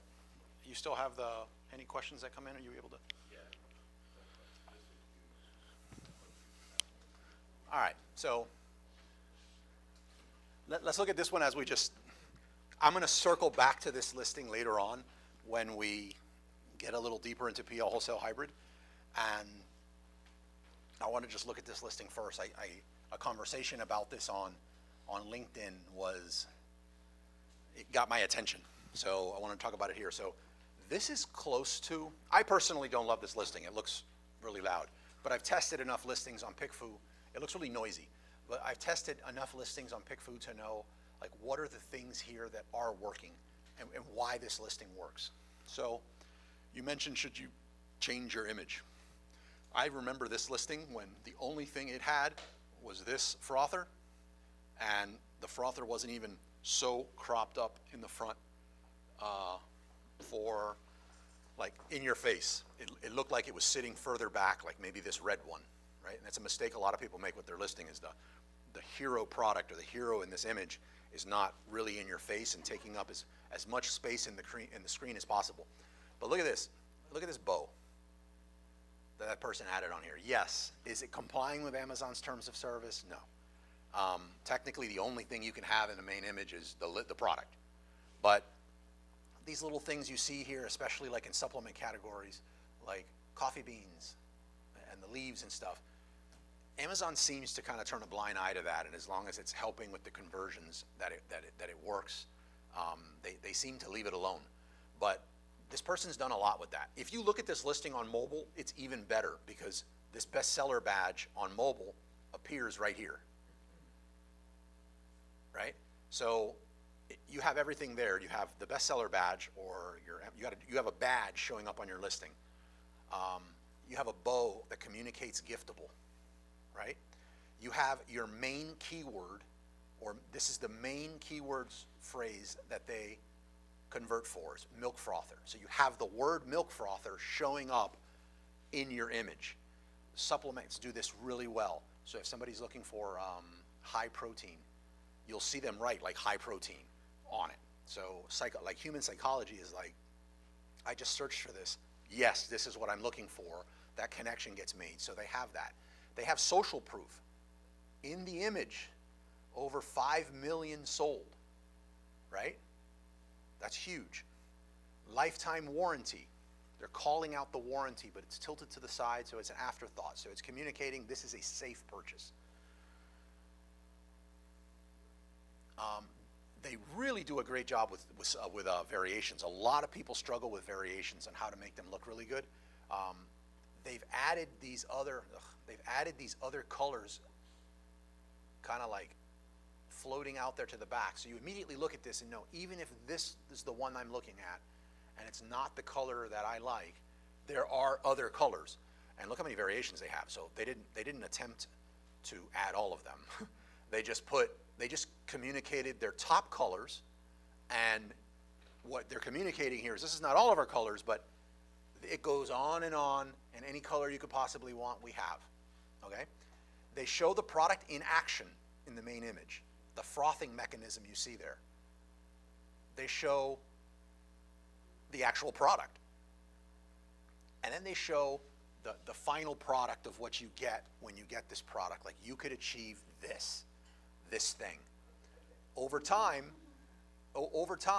you if you followed this listing for a while, and again, he spoke before, so I happened to look at it. I know him in the space. We're in a lot of chats together. Great guy, lives out of Tampa. He's presented into our Wizards of Ecom Tampa group. But this changed over time.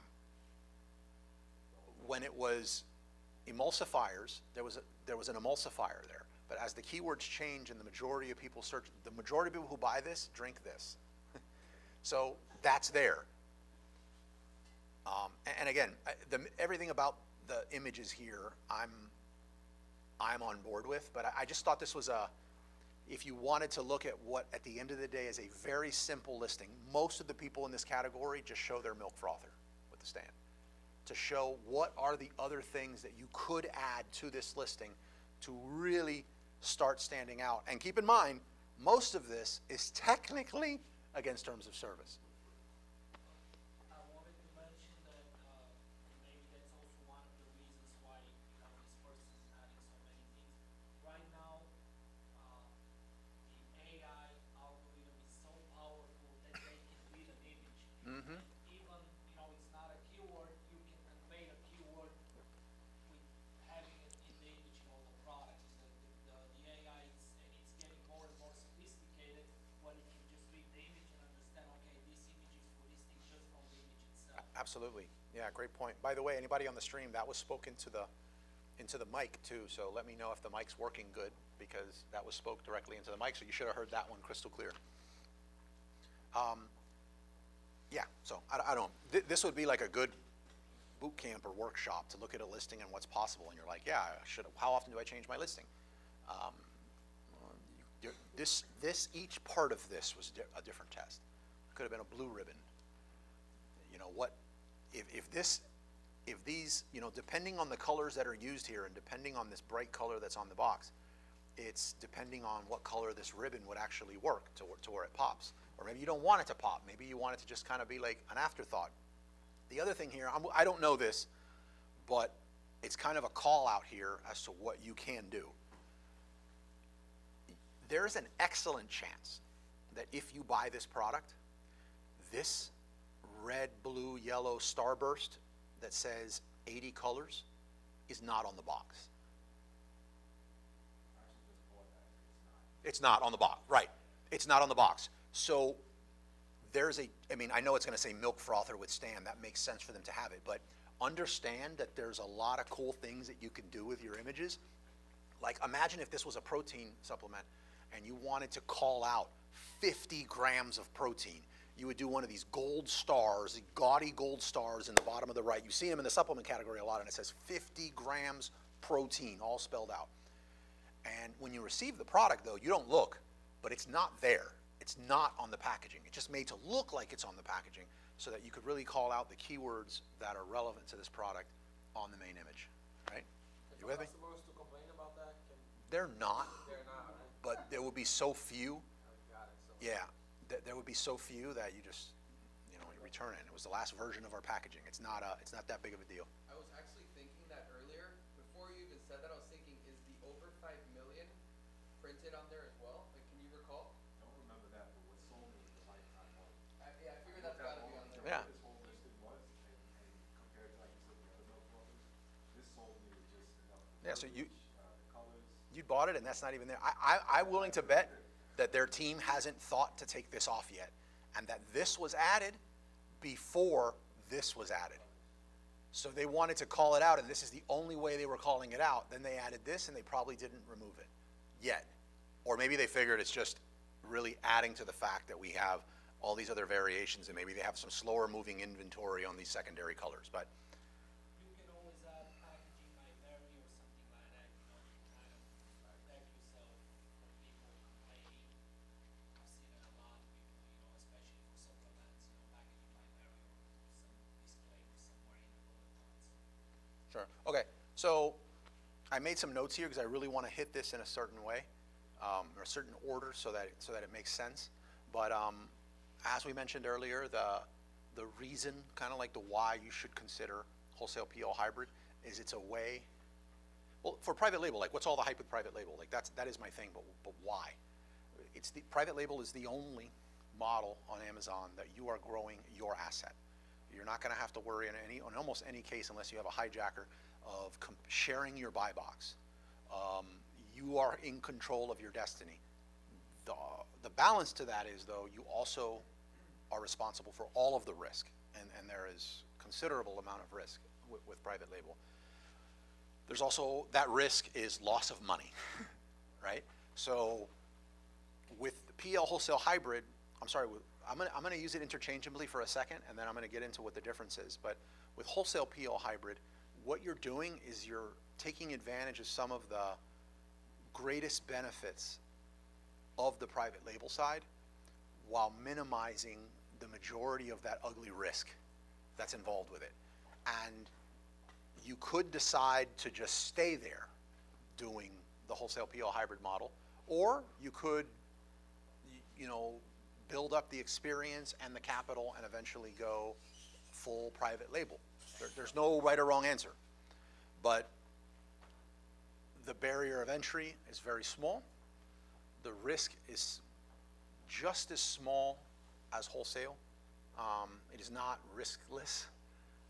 Any business has risk. The upside is huge. And one of the harder parts, if anyone's here, anyone here, a private label seller, has done some private label or has attempted some private label in the group? Okay. When you're listing, if I look for, I know this because my daughter has me get it all the time, but like a Disney Elsa princess dress, right? They don't need to run ads, right? Because everybody is searching for this, right? Now, if you decided to just come up with this blue kids princess dress, you would need to get found. And the way you get found on Amazon, yes, if you have a massive email list and a massive social media, that's great. Who here has that, right? So you get found by spending money in ads, and that can get very expensive depending on the keyword. So with one of the other huge benefits of the wholesale PO hybrid model is your pillar product, and I'll get into what pillar products are in a second, but your pillar product already has a lot of search volume, unlike your blue kids princess dress by Generic or by Carlos's Things. Like no one knows about that. On day one, it has zero search, whereas the Disney princess one has a lot, or the established one has a lot, which means you could technically, depending on the pillar product you took, start looking in your business reports and see that you're getting impressions, that you're getting purchases without even running ads. I do think you should run ads. We're going to talk about that way towards the end with ads and the PL wholesale hybrid model, or the wholesale PL hybrid model. But the idea is you are going to inherit, because in your listing, you are going to now be able to include that brand name in your listing that people are searching for and get a lot of eyeballs from day one. Did you have a question? What is the question? Yeah, toss the mic.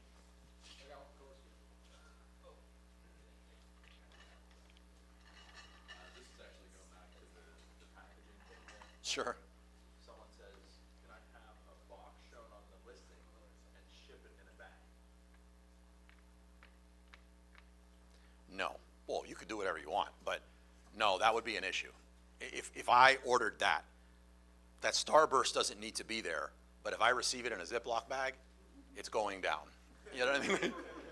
It's about to go down. Like, it's going down. Yeah, no. I don't think you could pull that off. Yeah. I also don't think you can pull off brown box plastic bag. You need to be in the realm of you definitely can't pull off gorgeous box generic Ziploc bag. You know what I mean? Or it's not gonna, no. My answer is gonna be no. You could try it, but I don't think it's gonna work really good. When you bought it, the bow was the box? Yeah, right. No bow either, huh? do the return right now. Money for gifts. But you know what?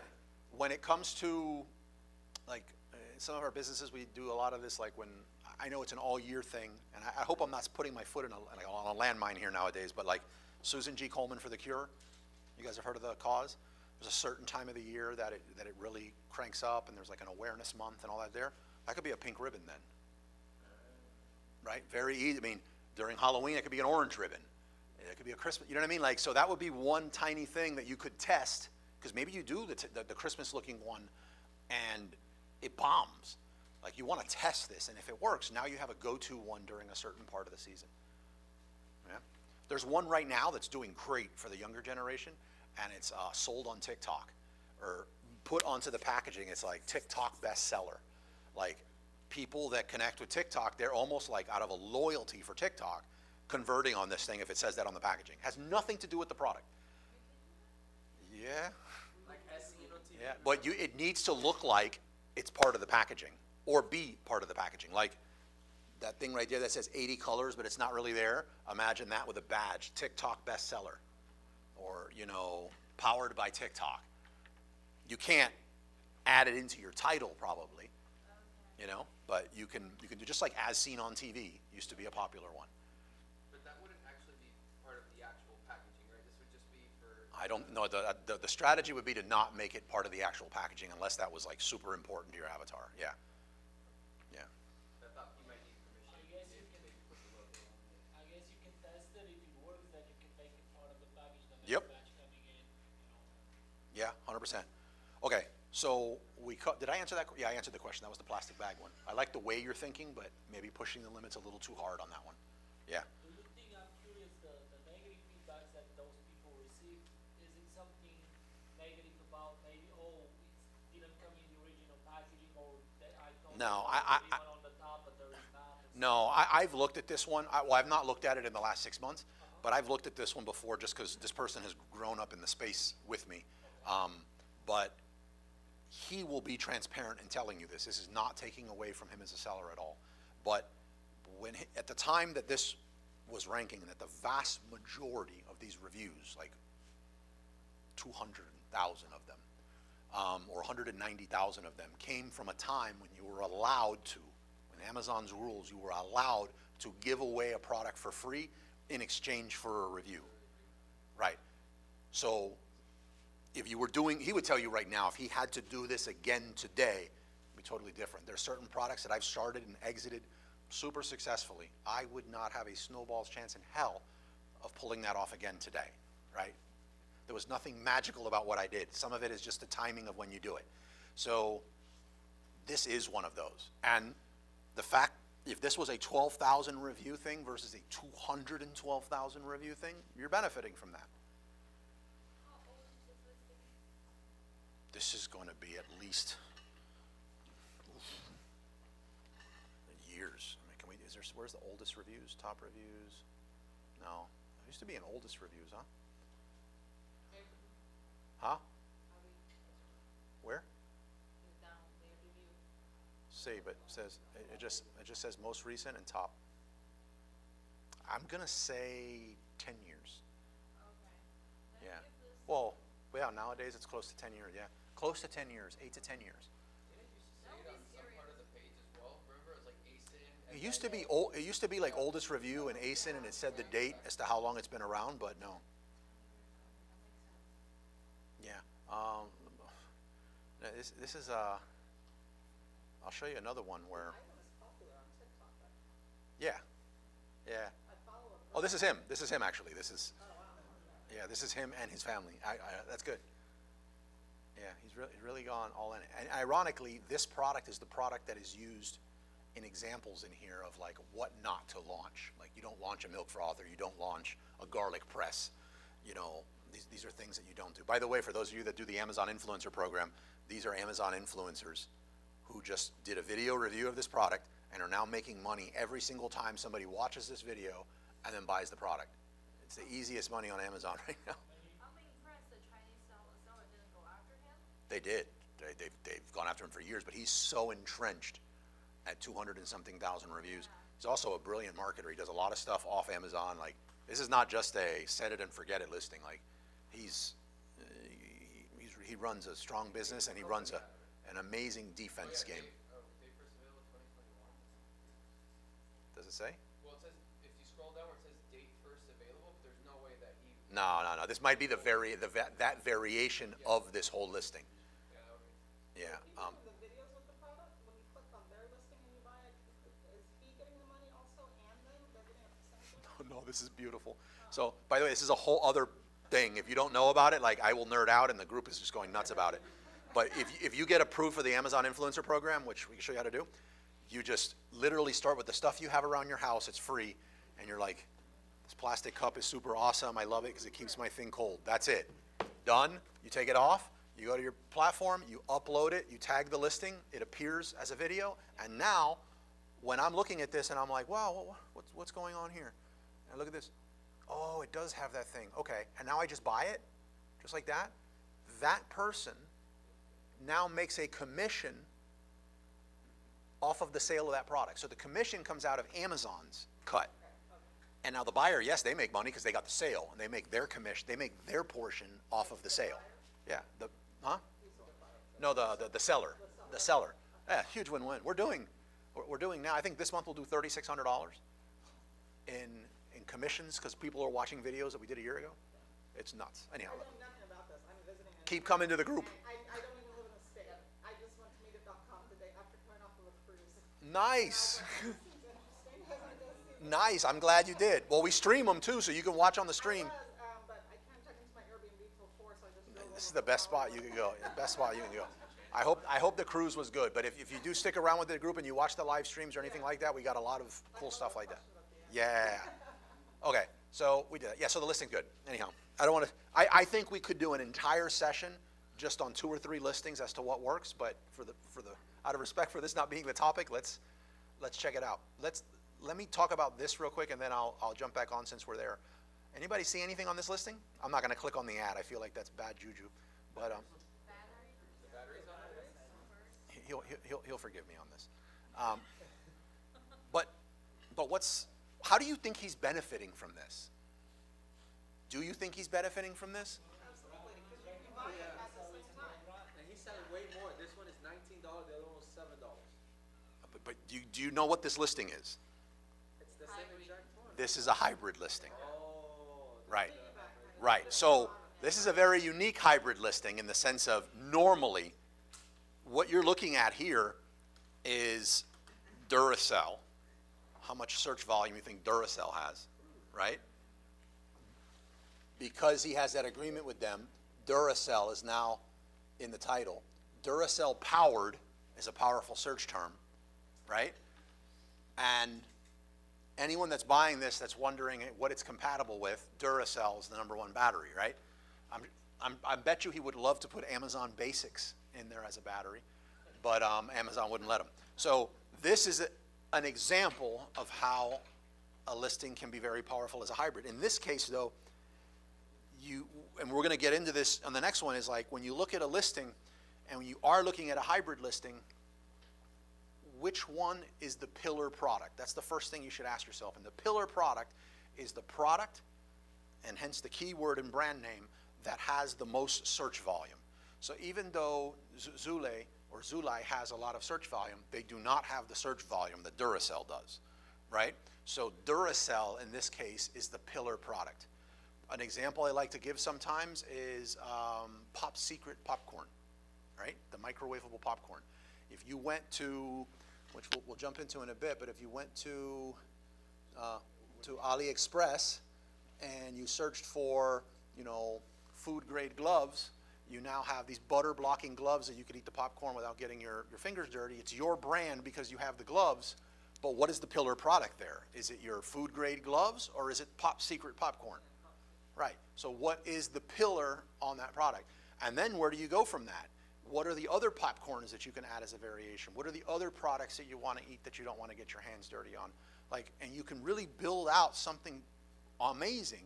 Imagine having the top 5 popcorns in a variation where you're leveraging the search volume of Pop Secret, I'm running out, Orville Redenbacher, and you have all these other keywords going on, you have massive traffic to your listing on day one. So the more powerful, first know what the pillar product is, and then the more powerful, meaning the more search volume that pillar product's keyword has, the more powerful the listing is going to be. What would be the brand in such a hybrid product? Is it still, the brand of? Another amazing question. So how come this listing is not by the brand name Duracell? Why is it Zule and why is it not Duracell? Duracell has most of the search volume. Because they wouldn't invest, like, Oh, because that's an add-on, the actual product is just an add-on, that makes sense, but can you have, let's say, a problem with Duracell because some brands, they want only, eligible sellers or authorized sellers to sell that brand, so let's say. You're setting me up perfectly here. I love it. I could not have paid you better to say what you're saying. Oh, okay. No. What you're saying is like that's what goes on in everybody's mind. That's the truth. Is he an affiliate, or is he just sell it through his thing as it's Okay. put together with? So when I started selling on Amazon, it was better to ask for forgiveness than permission. You just started selling that brand, your orders got bigger, and then they were like, "Hey, who the heck are you?" Like, and you were like, "Oh, I'm the guy that's been placing $50,000 orders with you. Like, I'd still love to do business." And it's kind of hard to shut me up at that point. And the majority of the time, asking for forgiveness at that, I didn't know. I just saw you were a great brand and you're a good fit for us and we buy a lot of product. That worked. Nowadays, first of all, brands know. When I first started this, there was a company called Venturi. They're a wine accessory brand, and they deal with these little outlet stores that sell like alcohol. Their big orders were like somebody ordering 2 master boxes from them, like 48 aerators. When I found them in, I think, 2009, and I said, okay. I was like, this is ranked, the BSR here is 3 in kitchen and dining. And I was like, can I order 4,000 units? And they were like, oh, sir, let us pass you to our, like, and we talked, and they were shipping pallets to us of these products, and we couldn't keep them in stock. So they thought that we just had the most foot traffic than any other like alcohol store in the world, right? And they were treating us as such. It didn't dawn on them that it was Amazon, right? That is not the case anymore. Nowadays, if you order the same amount as their top person, or if you just want to start the account, there's questions going on as to like, are you an Amazon seller, right? So totally different time. So back then it made sense to ask for permission, for forgiveness and not permission. Nowadays, get the permission. Let me tell you something, 15 years later selling, the value is in the relationship. That is where the ROI is. It's also in being able to sleep good at night. I don't think you should be in a position where you wake up and you want to know if this person has pulled your account from you and snatched, cut you off at the knees and you got to pull your kids out of private school now. Like, you don't want to be in that scenario. You know what I mean? Like, you don't want to be dealing with that. And if you have the permission, you don't have that. But to your point, there are a lot of brands. And here's the other thing. The way Amazon is set up now, you may need to be ungated for it. So you want to get the permission from them to do it. And it's very, very easy to get the permission, because the other point that you said is some brands only want authorized resellers. They only want authorized resellers. Well, yes, they want authorized resellers, but they mainly, what you're saying there is, they want authorized resellers on their hero listings. On the Duracell 6-pack, they want to know who you are. But if you are adding to the equation, if you have a totally different listing, you are selling more. You are adding to their sales, not taking away. No one that went to go buy a 6-pack or a 12-pack of Duracell sees this listing and said, oh, this one comes with a milk frother. Like, let me, you know what I mean? It doesn't happen. It doesn't happen. So, like, it's additive. It's not subtractive to their overall sales. So you want to get the permission from them. And believe it or not, it's very easy to open an account with Duracell, right? As long as you're talking that language. Like, if you say, I want to open an account with you, Duracell, so I can sell products on Amazon, like, you're dead. You're just dead. But in the event that you are, there's probably 90 resellers on that listing, and you have to order like $10,000 worth to make a nickel. So it's not, somebody told me recently the math isn't mathing, right? Like, so the math isn't mathing there. So I'm confused, it's just, he's not an affiliate, he's not. Not an affiliate, nothing. He has an account. Anything from Duracell. No. Well, yeah, he's getting the permission The permission. to be able to show them, and he probably went and say, hey, I don't get 5 sales a month. I get thousands. Okay. And we're proud to say that this is powered by Duracell, but to do that and you to get this extra exposure from this prestigious brand, this is what we want to be able to do. We need to be able to say, you know, compatible with, or that this works with Duracell. Not compatible with, because anybody can do compatible, but this doesn't even say compatible. This is just Duracell powered. Right, yeah. That's like Alexa powered. Like it adds a ton of prestige to the listing. I just wanted to mention, and you know, one of my previous jobs, we had to deal with a lot of, you know, we were reselling a lot of brands, and on Amazon, and the main pain point for those brands were, you know, first they want to make sure that you're legitimate, and secondly, you know, they had bad policies and things like that. So when you're a reseller, they can enforce those policies, because the moment you violate them, they can cut you off. If Manolo from Hialeah is selling Duracell, buying them from wherever he's buying them, he doesn't care because they cannot cut him off. In this case, you are not, and also they want to preserve the relationship with their reseller because some of them are very big. But in this case, you're not taking away from the regular 6-pack. So for them, probably, yeah, it makes sense to agree to let you know do what you're doing. Absolutely. So does everybody get what a pillar product is, by the way? Yeah. What's a pillar product? Yeah, I understand, but I have a question. Sure. Basically, you need permission from the buyer product, or it's not 100%? You don't 100% need the permission. I just think it's super smart to get the permission. You don't need the permission if you go to create the listing and you don't get blocked from creating it.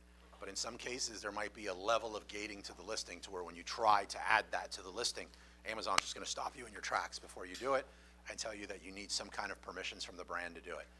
If you do have that permission, you are able to do it, and you have now put in friction to make it harder for other sellers to be able to do the same thing. So the more friction and the harder it is to get something going on Amazon, usually the more opportunity there is if you do it. Or at least that's been my experience. So whenever you say to speak to, ask for forgiveness, ask for, how big you, that's a line, that for me to talk to the manufacturer. If it like if we're just starting up, we don't know how many we're gonna want to sell, but we're getting from like our vendor, and that if you reach certain level, that we have to talk to the manufacturer, that level, what's the brand level? Yeah, so to repeat your question, so you're asking, you know, is there a threshold in an amount of sales that maybe you could get started with this Pl-Wholesale hybrid model, or you can get started with this hybrid model, and then when you hit this threshold in sales, then you go ask for permission from the brand, and what is that number? I think the number is before you do it. Like, I think that is the best way, it's before you do it.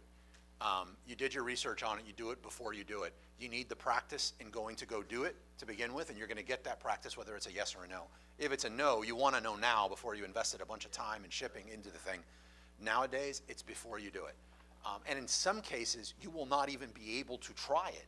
I think Duracell would be one of these, because if you try to go do it just to get 5 sales and then go to the brand, you may get blocked from being able to even list it, from going live. There are two more things to consider.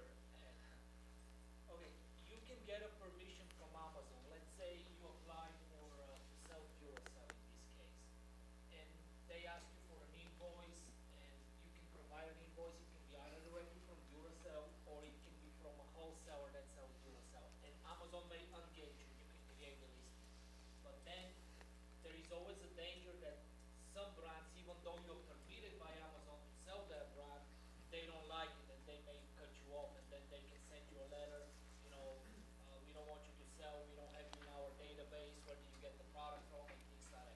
So, yes, you may get allowed to sell Duracell, but the 100% bulletproof way is to really have permission directly from Duracell. Yeah, the permission from the brand is everything in this case. I can't emphasize it enough. Like, when you get permission from a brand, you can now, and this is not an example here that we have on the screen that is appropriate here, but like, let's say it was let's go with the popcorn one and the butter blocker gloves, right? You now have a much better pitch, because when you go to Orville Redenbacher, let's say, you're not saying, we already have an account doing this with your competitor. Do you think they're now going to want to do it more or less? more. The competitor's taking off in a certain area and they're not. You're no longer just some random person. So the more of these letters of authorization you get, the better. Is it work? Yeah, it's a little bit of work. But it's just an amazing sense of security moving forward on your brand selling. Also look at this. If you start it and start getting a bunch of sales, a bunch or some sales, and then you come to me, your odds of me being happy with you is much less. Because if you're willing to just go off the cuff and do this and use my brand image on your listing beforehand, what other like half-cocked things might you do after the fact? Like this is not, remember, you're not just going to some random brand. You're going to somebody that is a pillar product and has a ton of search volume already. So it's just in your best interest to go at it first. All right. Yep. In Amazon is what happens that you receive a cease and desist letter in the case of the brand, or is just a communication? Well, if you have permission from the brand and you get a cease and desist, what's happened is they probably have a brand, a service that they work with that polices the internet for unauthorized sellers, and they have not communicated properly between the brand and them. And then it's very simple. You just communicate them and show that you're an authorized seller, and for them to contact the brand because you are, and then they can work that out. The cease and desist comes from the brand, not from Amazon. Yeah. Comes from the brand. Yeah, but just in that case, some wires got crossed, and you just. My point is, if you may get approved by Amazon to sell something, but if you're not approved directly from the brand, you might still get a cease and desist letter. So authorization will first, most likely you're not gonna get it. Second, even if you do, you can prove, hey, you guys figure it out within yourself, not authorize private. And basically for the use of the brand. Cease and desist for the use of the brand. In this case, Duracell. Right, if you get a cease and desist from Duracell, but you have a letter of authorization from Duracell, their company just hasn't communicated with each other, and don't panic. Like, the last thing you want to do is start threatening people. You're supposed to be the cool, calm, and collective business owner, right? So it's just like, all right, that's cool, no problem. Contact your contact at the brand, explain what happened, and they fix it. What if we just get Duracell from a wholesaler? I wouldn't do that for this model. If you're getting Duracell from a distributor, then you don't have a letter of authorization from the brand. Could you still do it? Yes. I'm not interested in that kind of model. I probably did stuff like that when I was just starting and really didn't know that this could be a solid thing. But again, I know it might sound like I'm just being like fluffy here. The gold is the relationship with the brand and that letter of authorization.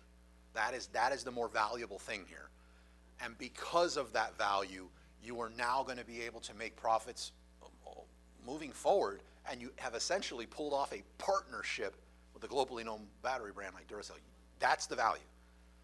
How hard is, from your experience, to get a permission from a very well-known brand? Because Duracell probably you gotta Sure. go through the chain of command until you get a. Yeah.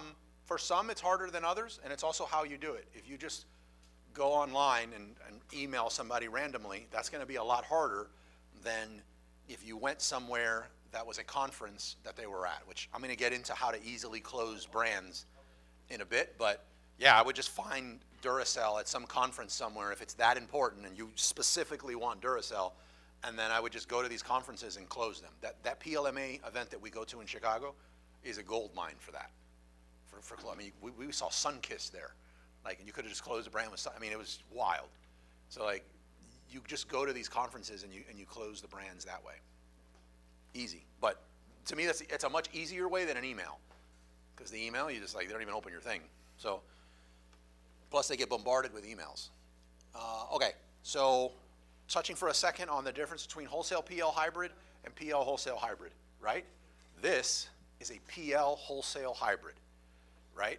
That means this private label seller decided to create a hybrid and add in a, how do you say this? Actually, let me take that back.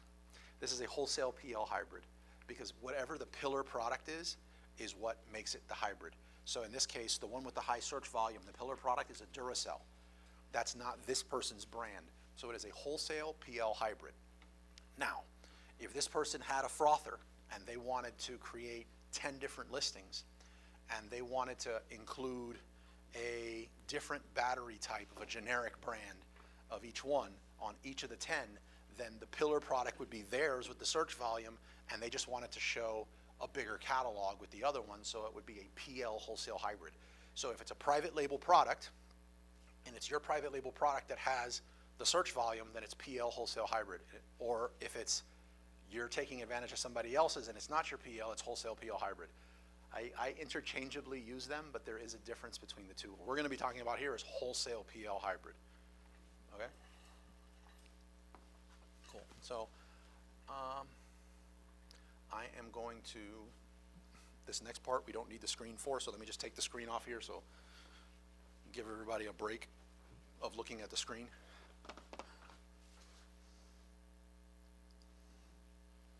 Everything's good with the chat, Chris? Yeah, no question. Okay.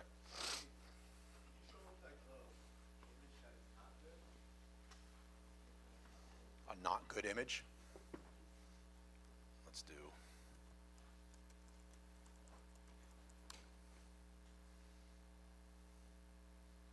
Well, everything here I don't like. I don't like any of this. I mean, I have nothing against anyone, but I guess if they were going for like an LGBTQ thing, this might work. Is it the month? Is it the month? Then maybe this is genius. I don't know, but like if it was deliberate and you know what you're doing, great. If not, In Halloween, it's orange. right. But let me just jump back. By the way, these tools that I have out, this is part of the Amazon Influencer Program. And it's a way to just know, looking at this, like, yes, this is a product that if you had it or you bought it, oh wow, that is super cool. Look at that. I want one of those. But if you did review it and you just created a quick little video on it and you posted it, every time somebody saw your video, they'd pay you $2.64 when they bought it. So imagine if 10 of those happen a day, right? Whereas this one doesn't have any videos in the carousel. And there's 0 influencer spots. So if you did review this one, your video wouldn't even show. And then likewise, this red one, it's just full. So if you reviewed a video. Even though there's 0 videos, if you were the only one, it wouldn't show? Well, in this case, let's see, there's no influencer videos in carousel. Let me back up. Let me do this one. Why is this one red? Videos made. So this says that there's a video in the listing, which means it's unlocked to where videos can be posted. In this case, all 5 influencer video spots are taken. Plus the videos are full in the carousel, which means if you do add a video, it's not going to appear anywhere. And if it can't get seen, you're not going to make any money. But what about the one that didn't have any videos? If a listing doesn't have a video in the thumbnail, so let me hold on. I don't want to click on somebody's ad. If the brand does not upload a video, Right, you see this right here? Like they added a video to their listing, and because they added at least one video, brand video to their listing, which you're gonna see here, here's their brand video. Because they uploaded a video, now it's kind of open season. Now other people's videos can appear in different spots on the listing. So that The brand product has to have a video too. yeah, the brand needs to unlock it by adding at least a video to the listing, and then it's open season. Yeah. But the only thing I don't like about these extensions is that it takes forever to scroll down the page. I wish you could like reduce them. that's what I noticed. Let's say if the brand, because that's what we're looking at some of our brands, if you add more than one video, Amazon will always display the brand video first. So let's say the brand adds 5 videos, then they'll take the whole carousel and no influencer can add a video. So the brand videos, they have the priority. Yeah. So I don't like most of these listings. Like I don't know. I hate this. Is that a packaging back there? Beanie, Bluetooth beanie. I'm assuming this is the packaging that it comes in. I think that's an excellent case study on like why not to put your packaging back there. Like, Or at least have more contrast. yeah, it definitely needs to have more contrast. Yeah. It does look dirty. Yeah. Well, at least you know that's a real photo, because if that would have been a 3D render, we wouldn't see the lint. But yeah. Somebody forgot to bring a new one and they just took it off somebody's head and they were just like, can we just use yours? Saying this is only 100 plus a month. Yeah. Who cares? Go figure. Well, I imagine if it was clean. But Bluetooth beanie, headphones, hat, unique Christmas tech gifts. I mean, this thing's got 6,500 reviews. It's selling over 100 a month, so I don't want to bash it too hard. But what happens is this listing probably started a long time ago, and there was a lot less competition. So because it got momentum, it's doing well. But if this listing was to start today, it'd be a totally different story. You know, this is a horrible title. You have Christmas tech gifts in there. I seriously doubt that this is the only time this is selling is seasonal as a Christmas tech gift. That it's using the term Bluetooth is dicey. Beanie, headphones, hat, unique. It's a horrible title. Horrible title. Horrible title. Yeah. Without doing keyword research. I don't know. Is this? Do you use this with your GoPro? Why is he doing extreme sports or snowing or something like that? With the, oh, 'cause it's cold. Because it's cold. It's a beanie. Okay. Shows you my. Carlos, without doing research, what would you call, like, what would the title be? What would be a better title? I like Bluetooth beanie headphones. Just right there, Yeah. The rest is obsolete, Nothing else. Well, I'm a fan of shorter, truncated titles to clearly communicate what you want to rank for, and then have your ads back that up. And then as you start solidifying your top organic page positions, then start adding those other things.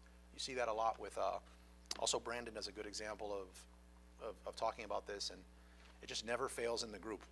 Like, again, in 10 years, we've seen a lot of people come through, and sure enough, if somebody just had a baby, they think of an amazing PL idea, and it's a diaper caddy. It just, I mean, I've seen this so many times, and they come in with the diaper caddy, and they create this listing, and it's like 2 paragraphs long, and it's, you know, diaper caddy, great for the car, the house, for when you're sleeping, from when you're not sleeping, and when you go to the pool, and also for the park, when you go to the in-law, it's good for everything. Well, the thing is, when you turn that listing on and you start trying to run ads, what is your product? Like, what is it about? You know, so it's very difficult and very expensive. So when you're, at least for the launch, if you're a lot more lasered in on a specific thing, you're clearly communicating to Amazon, I am about this. It's going to help you with your ads. It's going to help you with ranking. All right, so yeah, the Bluetooth headphones is really enough for the search, you search for words right there. it's enough. I probably would put like a use case, like a specific person that I'm going after in the launch, but it's nearly enough. Medium difficulty keywords in the beginning because too hard, and then once you crank those, you have something to step on. Absolutely, I agree. All right. May I ask a question? Is it possible to change the product on the listing? For example, before it was another product and it got a lot of review, and after that it changed. Like do a better updated photo now, basically. But you're talking about changing the product. So like a ranking method, this is like considered very black hat, but so the rules say you shouldn't, but it happens quite often. So when you're initially doing this, let's say instead that it was a hairbrush, and the hairbrush was a $2 hairbrush, and you did a lot of giveaways on this because you did a giveaway of a $2 product, and it was easy to rank this $2 thing. Maybe it was a lug nut.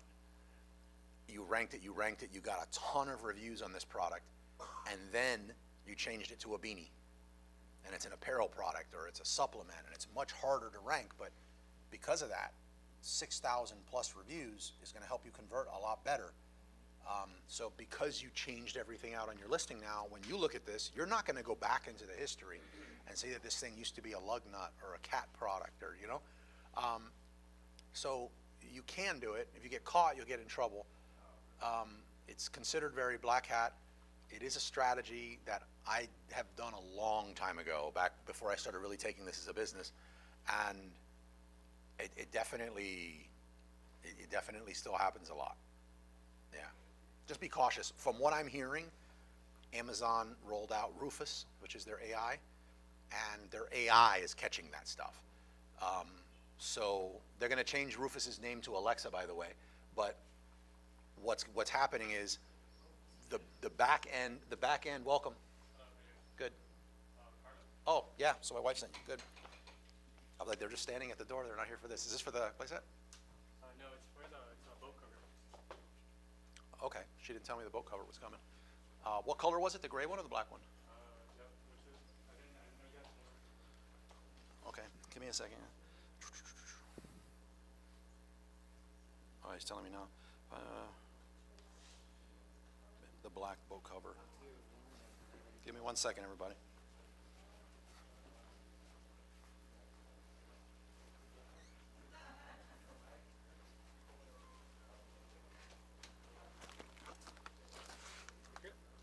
No, this should be it.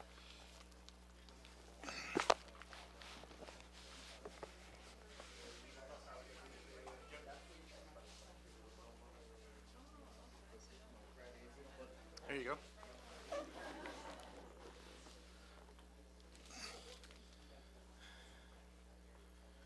Those people are asking to share the screen on the visual. For that one? Okay, I will. It's that one, right? Because I saw you have that one too, right? Oh, we can pop it open.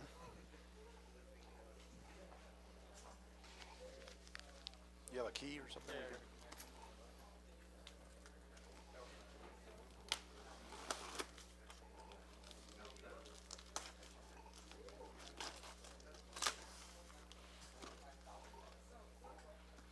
I'm sorry to bother you. Nah, no worries, man.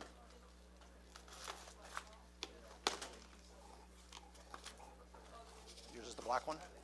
Yeah, because the silver one, that's a different one, or The silver one's a different one. it's for a different boat, or I don't know. you don't know? It would be whatever's on that listing. Oh, okay. I think this is fine. Do you have change? By any chance? I don't have any, well, No? It does 10. Do you have 10? no. All I have is, Where is it? I Well- had offered her 40. you wanna just cash app her or Zelle her? Yeah, I can do it. Okay. Yeah, just send her a Zelle. Okay, I speak to her? Yeah, you can just communicate with her on the app and just tell her I was in the middle of a class and for you to be able to Zelle her. You can take it though, you're good, yeah. All right, it's good. All right, sorry about that, guys, you ready? All right, I'll share the screen.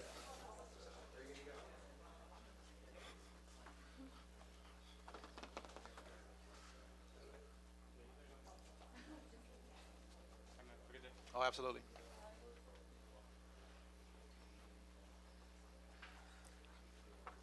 All right. Thought we were done with the screen sharing, but yeah, this is the listing we were just talking about for everybody on the stream. All right. I'll keep the screen up for a little while in case we detour back into something on the listing, but yeah, but swapping a product out after the fact is not, I'm not judging if somebody was to do it, but it's not on the up and up, and No, only the person who initially created this listing, right? Or not? technically, it's only the person that created the listing, but in reality, there's a lot of listings, an alarmingly high amount of listings that were created on Amazon that were abandoned, or the seller stopped selling.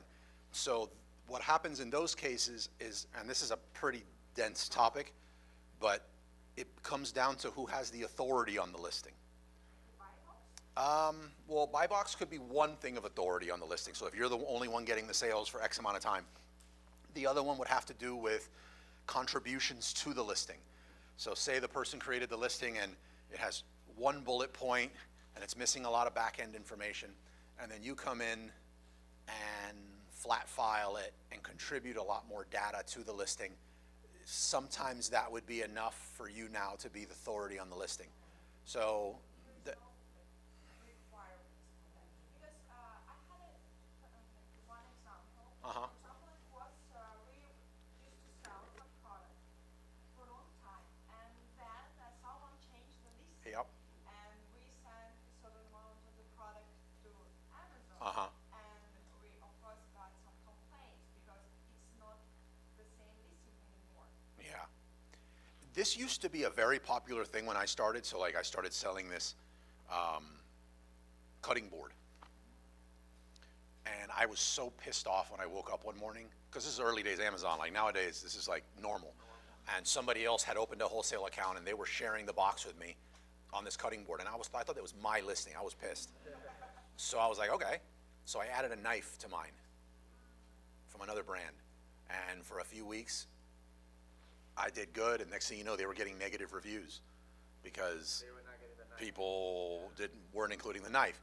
And then they added the knife. So then I just changed mine to like, I couldn't find anything else to add, so I changed the image of mine to like a Barbie doll. And everyone started getting negative. And that used to be a lot of stuff like that back and forth. So Amazon, because of stuff like that, they started controlling what image showed based on who had the buy box and who had the authority on the listing. That's what brand registry is supposed to prevent, so that you can't change the creative or the content that's on the listing.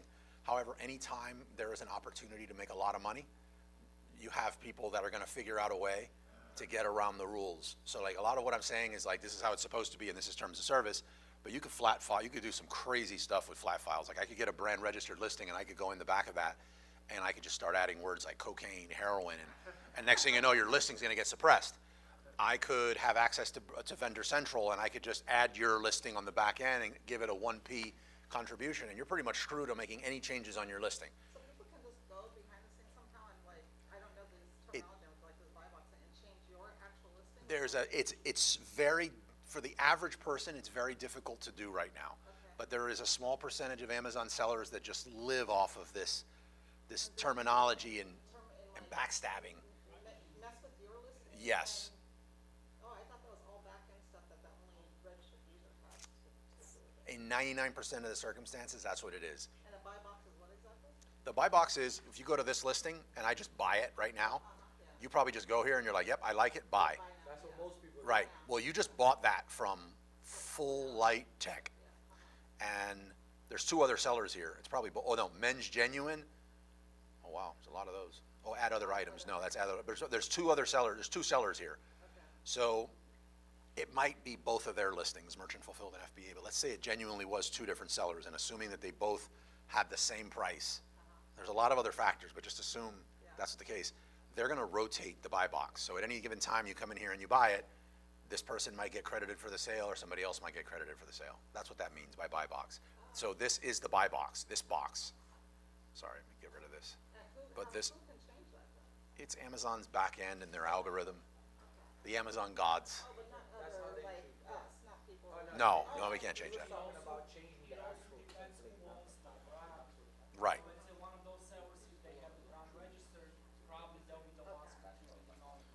Nobody knows how to choose that. Yeah. But if the brand is not registered with brand registry, then it's free for all everybody to click and take over, do things that are not supposed to be done. Right. All right. So let's, yeah, you guys are good. A flat file is a bulk upload file. So like when I go into Amazon to this day, I manually make changes just because I'm not good with like CSV files. I don't like to. I have a team that does that. Thank God for them. But you can make bulk changes to your listing. One of the advantages, if you go into the back end of a listing and you fill in the fields, you're limited in the amount of fields that you can even see when you go in there and do it manually versus if you get a file, a bulk upload file for your category or for your niche, there's gonna be a lot more categories and fields that you can add info to. Yeah. You fill it on an Excel spreadsheet, it's a template, and then you upload it. Yeah. All right. So we've covered, why to do it, why it's more affordable, the benefits of it, what pillar products are, wholesale hybrid versus PL hybrid. Your pillar product needs to be your pillar product is the one that has the highest search volume. And let's talk for a little bit now on where is some of the best places to find products to be able to do this, right? So anywhere is a good opportunity, first of all. Like if you are working with someone, like if you already have a wholesale account, that could potentially be a great opportunity with somebody you have a relationship with. But absent that, you're looking for someone to supply your pillar product, and you're looking for those ancillary products that you can just add to make it your own. And by the way, the rule on what brand name should be shown, I never answered that, as to why it's not a Duracell product and why it's a Zule product and not a Duracell product. The product that costs the most is the brand name that's supposed to be on there, right? When did you come, Mike? I didn't even see you come in. Oh, welcome, bro. So the one that costs the most is the one that is supposed to be on there. I've never seen Amazon enforce that because there's just no way for them to really have that information. So in this case, what is the cost, not the retail value, but what is the cost of a battery to Duracell versus what the cost is of that frother, the frother probably costs more, which is one of the many reasons why you're not supposed to use a sticker or a PDF or a one-pager piece of paper as your hybrid on your listing, because it is very obvious that that sticker is not the value that exceeds the other product in that hybrid. Okay? And does it matter if, which one of the product is a wholesale? Because like, let's say I wanna wholesale water, and I wanna add napkins to the water. Like, does it matter which one is my product, if the water or the napkin? Or not? So does it matter which of the products in the hybrid relationship Correct, is your product? correct. That's a great question. And first of all, it doesn't have to be two products, which is a good point. Got it. Can be multiple products. Yeah. It does not matter.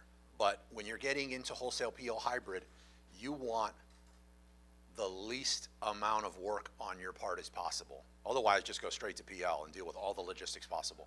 With your example, I know it was just an example of where you have a water. Yeah, I already sell water. You sell water, I wanna add and you want to add napkins. Yeah. Fine. Water is the more complicated one in that equation. It's heavier. It's probably got to be made in the USA. Your napkins can come from almost anywhere. Correct. Now, is your water the pillar product? That's what I'm saying, like, how would I identify, do I put my brand on the water, or is it better if I put my brand on napkin? Well, remember the definition here. So whether it's a PL wholesale hybrid or a wholesale PL hybrid depends on which of the products is your pillar product. So if you have an established water brand and you get a generic napkin brand, then what you have is a PL wholesale hybrid and not a wholesale PL hybrid, right? So that's how you differentiate, that's how you figure out what works. Also to your point, I guess a little deeper is, can you just match up anything? You could, but you want to bring value, like you want it to make sense. You know, the butter blocking gloves, there's a market for that. A utensil to eat, there's a market for that. There's straws, there could be a market for that. Like, it doesn't matter how much I go in for teeth whitening and stuff like that. I guess from smoking so much as a kid and how much coffee, like 4 or 5 coffees I drink a day, I always have this, like, you know, tint that I don't like to my teeth. You know what my dentist says? If you're not gonna stop drinking coffee, drink it out of a straw. That's not the same vibe to me. Like, I can't do a cola with a straw, but like, but I look weird, yeah, I look crazy, but there's a solution to that I don't wanna do. Maybe somebody else who, their dentist, imagine if your dentist had like yellow teeth, that might not work. If you don't wanna quit coffee, maybe dentists should drink their coffee out of a straw. So like maybe straws, coffee straws. So you want it to try to make sense. One of the spots, flavors, yeah. One of the ways to go about figuring out, and I wanna touch on places to find these now, is some of this, your best friend here is just common sense. So like, what do you find yourself wanting when you do blank or use blank or eat this or drink that? What is that thing that you really want to go with it? Like, do you like putting lemon powder in your prime waters? It's so weird, but there's a chance that other people want to do that too. Is there a flavorless thing that you like having with a pumpkin spice powder? You know, like, what is that weird thing? And the reason I keep talking about food, by the way, this does not have to be food, right? But food is a consumable. People buy something, they like the taste of it, they keep buying it, so I love it.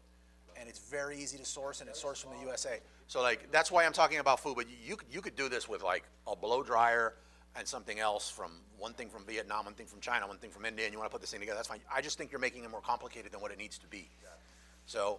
The only reason why I ask is because there's some products that I'm already selling that I maybe get it out of retail, right? So I'm thinking, instead of going on a mission, finding the supplier of this water, and then I'll just slap something that makes sense with the water, and Yeah. I'll still buy it wherever I'm at. One of my best friends in the group, not here today, you guys know Tom, and I'm saying this only because he's open to talking about this and he shares this in the group, but he's done some cool stuff with dehydrated marshmallows and coffee. So he gets like a coffee brand, PLMA, like some K-Cup coffee brands and some dehydrated marshmallows, and it's like, you know what, there's some people that want to get coffee and they want to add some marshmallows in it. Some people want to get marshmallows and they want to add them,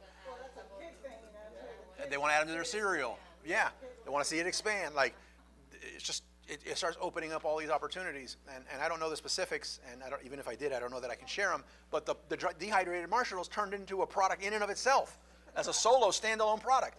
So you wanna just kind of use some common sense and to figure out like what is the connection here, right? And not every product. I love the challenge, so I feel like I could come up with a complementary product to everything, but not everything should be paired with something, right? Now, places to find this stuff. So you want to find a place to find pillar products. You can use anywhere, like I said. I have a favorite spot, and my favorite spot is PLMA, right? Now, some of you might be like, well, I don't want to wait all the way till November to access PLMA. Like, I want to take action right now. So what I would recommend for you in that case, when you go to PLMA, PLMA charges you $400, right? $480, right? Thank you. $480. They somehow worked out a $240 a piece discount, but I won't get into that today. But $480, and the $480 gets you a catalog, and this catalog is worth its weight in gold, right? So, You got last year's catalog you wanna sell? look at this guy. I'm telling you, the way you're teeing this up for me is like, okay, so we have an app that's free. There's no sales here, by the way, guys. So any of you that are, we have something called the Wizards of Ecom app, right? Free. Apple or Android? Either one. It'll be in the App Store. So when you open this app, the bottom right is Files, and that says PLMA. So, right? And you go to, yes, you go to PLMA. This is free, accessible to anyone, and then there's a file you can get. It is a massive file, right? Is it the latest one? This is the latest one. If you want the year before that, you go to, and I didn't set it up this way, it was just at the time, you go to our Facebook group, which is the Wizards of Ecom Facebook group, and go to the Files section. And in the Files section, you will see these. Now, even if you, when did you get here? I didn't even see you here. What's up, bro? So even if you had the entire catalog in front of you, it would still be forever going through this catalog, right? So the reason why I put it here in the app, besides just wanting to help out, is if anybody here heard of ChatGPT? Yes. Okay. So you get this file, you download it as a PDF. We had it scanned OCR, which is like optical something recognition. It's like high quality. You get it as a file, a PDF, and you upload it into ChatGPT, and then ask any questions you want, and it will kind of query the file. So if you're like, I have this product, and I feel like, popcorn, and when I eat popcorn, I think it goes good with salty nuts. Now, salty cashews, right? Like, I think salty cashews and popcorn work good together. Or I like popcorn, but I think there's this hipster popcorn, but this is a true story, by the way. There's this like hipster popcorn that they put like turmeric and cracked pepper on their popcorn. I've tried it. It's actually not bad. It sounds really bad, but it's not bad. If you want to have a pumpkin spice over your popcorn, right? Seasoning is what it is. So now you have a popcorn, and you want a seasoning. Just go into the catalog and put popcorn seasonings. Give me and I could do a Loom video showing you how to do this, but it's literally this simple. Go into ChatGPT, put the PDF file, and then go in there and say, give me the phone number, name of company, and address of the popcorn seasoning brands in this catalog that are in the US. And it will just spit them out for you. I'm building an app to do that. Yeah, I recorded a Loom video and I posted it in our Telegram group. It's literally that simple, and it just spits it out right there in front of you.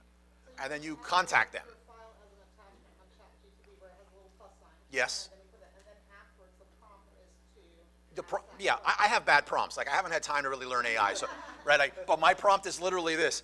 Look for this. Hello, thank you. I'm very respectful. Hello, thank you. Please, give me a list of the business factory names and phone numbers based in the U.S. who manufacture popcorn seasoning. Thank you so much. And you hit enter, and then it just spits them out. And everything. It does everything, right? And then guess what you do? You just contact them. And they will sell. They want to sell to you. They have very, very low MOQs. They're initially going to scare you. It's going to say, our minimum order quantity is 500 pounds. And you're like, oh my God, 500 pounds. When you break it down and you realize each one of these is sold as a pound, it's 500 units. Like, it's not, they're very small. The other thing here is you have this group. I'm like this. Like, I try to just share everything and make it out like, there's other people in here who are going to want to get popcorn seasonings too. Like, team up here, get in the chat, talk to me with who's interested, and you do it. But that's it. So my number one spot, like, just not, does not get better than that, is the PLMA. It can be for both. It can be for both, but yeah, it can be for both. So in this case, the example I just gave is you have a wholesale account with Pop Secret Popcorn, and that is your pillar product. It has a lot of search volume, and what you're adding here is seasoning. Easy add. If you have anything you want to do, chocolates and nuts, ramen and seasoning. You get soups that have plain noodles, and you want to do really extravagant seasonings. I've seen one with Tabasco. They Good. pack Tabasco with the soup. Totally freaking could. Totally could. Is this event in Chicago, are those company all US based or there are companies coming from? What I loved, I used to brag that it was all US based, and it used to be. I've been going to this thing for years. Last year that I went was one of my favorite years. First of all, we had a huge turnout with the group. Again, one of my closest friends, Tom, he was actively looking for products.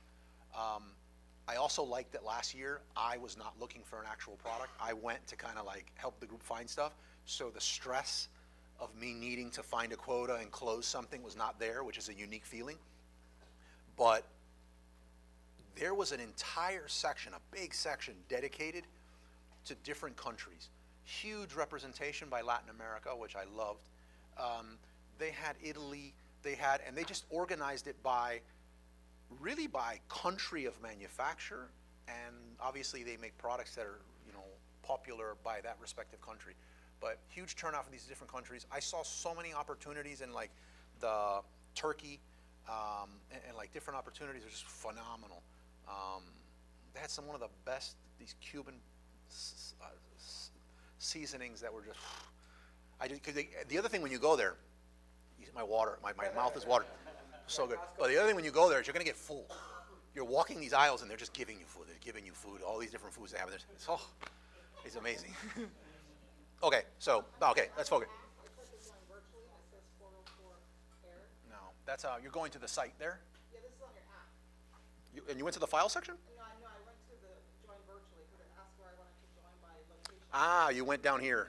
Yeah, Yeah. Oh, well, I'm glad you pointed that out. You're saying right here it goes to 404. Let me see. It gave me 404. No, it might do it for me too. That one is fine.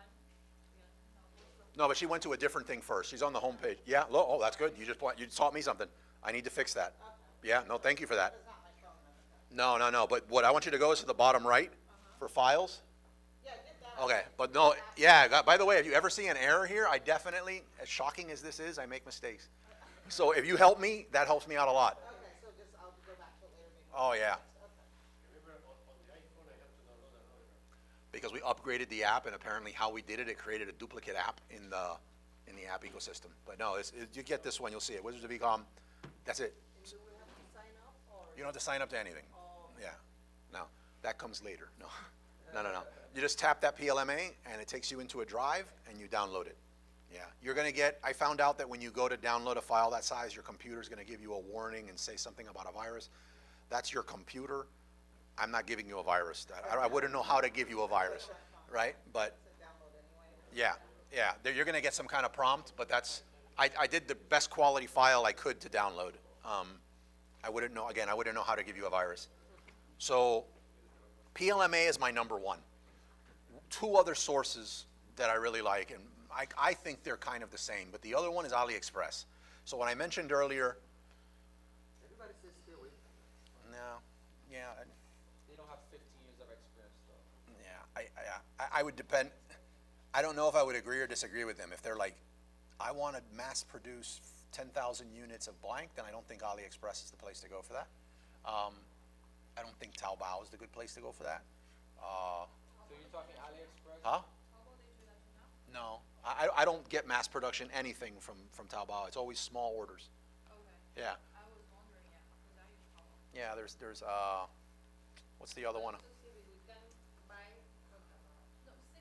1688 is another one. But huh?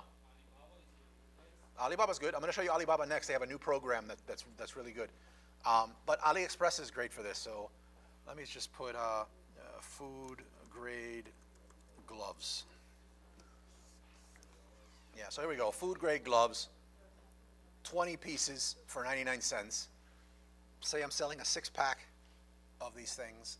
I'm sure I'm gonna get a better deal than this, but I'm getting these for pennies and I'm adding them to my listing and it's allowing me to create another listing. Am I going to sell more than the standalone Pop Secret listing? No, that's not the point. The point is I am going to get some sales because there are some people, I know some people, even in this group, that, and the more people, once I heard this from a friend of mine in the group and then I talked to other people in the group and just in my life, there's a bunch of people out there that just don't want food stuff on their fingers. And it makes a ton of sense. So this is for those people. For free, you'll buy it in bulk and then add it to your product? Yes, I will buy it in bulk and then add it together as Oh, you a sellable price unit. A little bit, I see. I would, or maybe not. So depending on how the standalone listing is priced, I try not to sell it for a lot more, but you definitely could. Remember here though that the idea is that you're gonna get 100% of the sales on this listings with no competition. So, And apparently you could have added gloves to your knife and cutting board. oh yeah, Once the guy oh look at this. Good question. Gloves for when your wife is cooking, no, I'm just kidding. At least in my case, I'm the cook in my house. A question? Hold on, she. If this accessory item is cheaper than the buyer, is it like maybe I don't have to use in the title my brand? Or Okay, so another great question, so repeating it for the stream, if this product here you get with the Pop Secret gloves, and let's say, what's your name, I'm sorry? Niodka. And let's say your brand is gonna be called Niodka's Things. Should your title be Niodka's Things Pop Secret Popcorn with food grade gloves? Or should it just be Pop Secret butter blocking gloves? I would say for that sort of listing, I would put butter blocking gloves or food. I would come up with something that communicates keep your fingers clean while you eat. I would not try to put Niodka's Things in the title just because there's no search volume for it yet. I definitely would make sure I have Pop Secret in the title, but my brand name underneath here, you see how they put Zule Kitchen here in the front. They have a lot of searches for their products, so that makes sense. But what's important here is that right here, it would say Niodka's Things. yes. Right? And that would go to a branded store. So it's not necessary to have the brand name in the title? I am a fan of doing it. I am a fan of, like, I have a brand, I am trying to rank it. Eventually, some of your highest profitable searches that you convert with ads is going to be off your brand name at some point. In the very beginning, I think there's a decent argument though that maybe you just put the most powerful keywords up front. Keep in mind that Amazon's catalog and the rules say it's supposed to go up front, but there's just a lot of workarounds to not do it. Probably especially them since they are now a household name. So when you start your search now, you could go garlic press and you start with Zulai. Yeah. Copy with It's a good, not to be contrarian, I agree with him. My thing though is I had Zulai products in my kitchen and didn't even know, and I know the guy. Yeah. And I didn't even know, so like my decisions were not driven for a product like this out of brand loyalty, right? Now though, if I have a friend, like if I know you do humidification devices, anybody I know that that's on the market for a humidification device, I'm pitching your stuff, right? And if I need one, I'm buying to support your brand. And I would do the same thing for him now, but I don't know how much of it is helping him. I don't know. I don't. Look at the branding. It even says Zulai Kitchen, and then it has I don't know, the spoon and the. Yeah, no, it's interesting. Okay, so AliExpress is a great one. There's a question on the stream here that relates to what we were talking about there. They said, I have a dead listing with 3,000 reviews. The product is discontinued. What options do I have with that listing? You have a dead listing with 3,000 reviews. What are your options for the listing? By dead, I assume you mean you're out of stock. Discontinue product, he said. All right. Yeah, the product is discontinued. So if it's your brand and you discontinued the product, maybe recontinue it. Or, I think I think it might be selling on the template that is already existing and the product is continued, so he's trying to see if you can probably use that for something else, because you were mentioning something about that before, remember the black pairings, whatever? yeah, Or so, black hat. yeah, depends on, yeah, it depends on all that. Are you approaching it as a reseller? Is it your listing? Is there a 2.0 that's coming out? If it was, if it, Manufacturer sold out or discontinued the product basically, because he can't get it anymore. yeah, but if you're looking at a listing and it's discontinued, you can't get the product to resell it anymore, and the listing has 3,000 reviews, if you don't have brand authority on the listing, there's really nothing you can do about it but look at it. But if you are able to influence the back end of that listing, the brand is no longer gonna be going at it, and you could somehow get in there and insert almost any product at that point. It's black hat, but I would definitely consider it, you know? Yeah. Why is it so cold in here? I can raise it. Thank you. You guys gotta tell me, I have all this insulation, so I,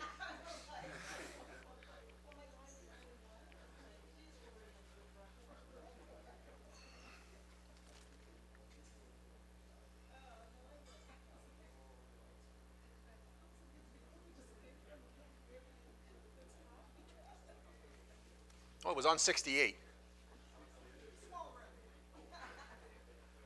It was on 68. I usually drop it really low so that when all the bodies do come in here, it doesn't get, yeah. Yes. So, can you do it the other way around? So let's say you're selling popcorns and there are 30 sellers on the listings, selling popcorns, and even though it's a well-respected brand, it's not a problem to buy it, it's just the competition's too high.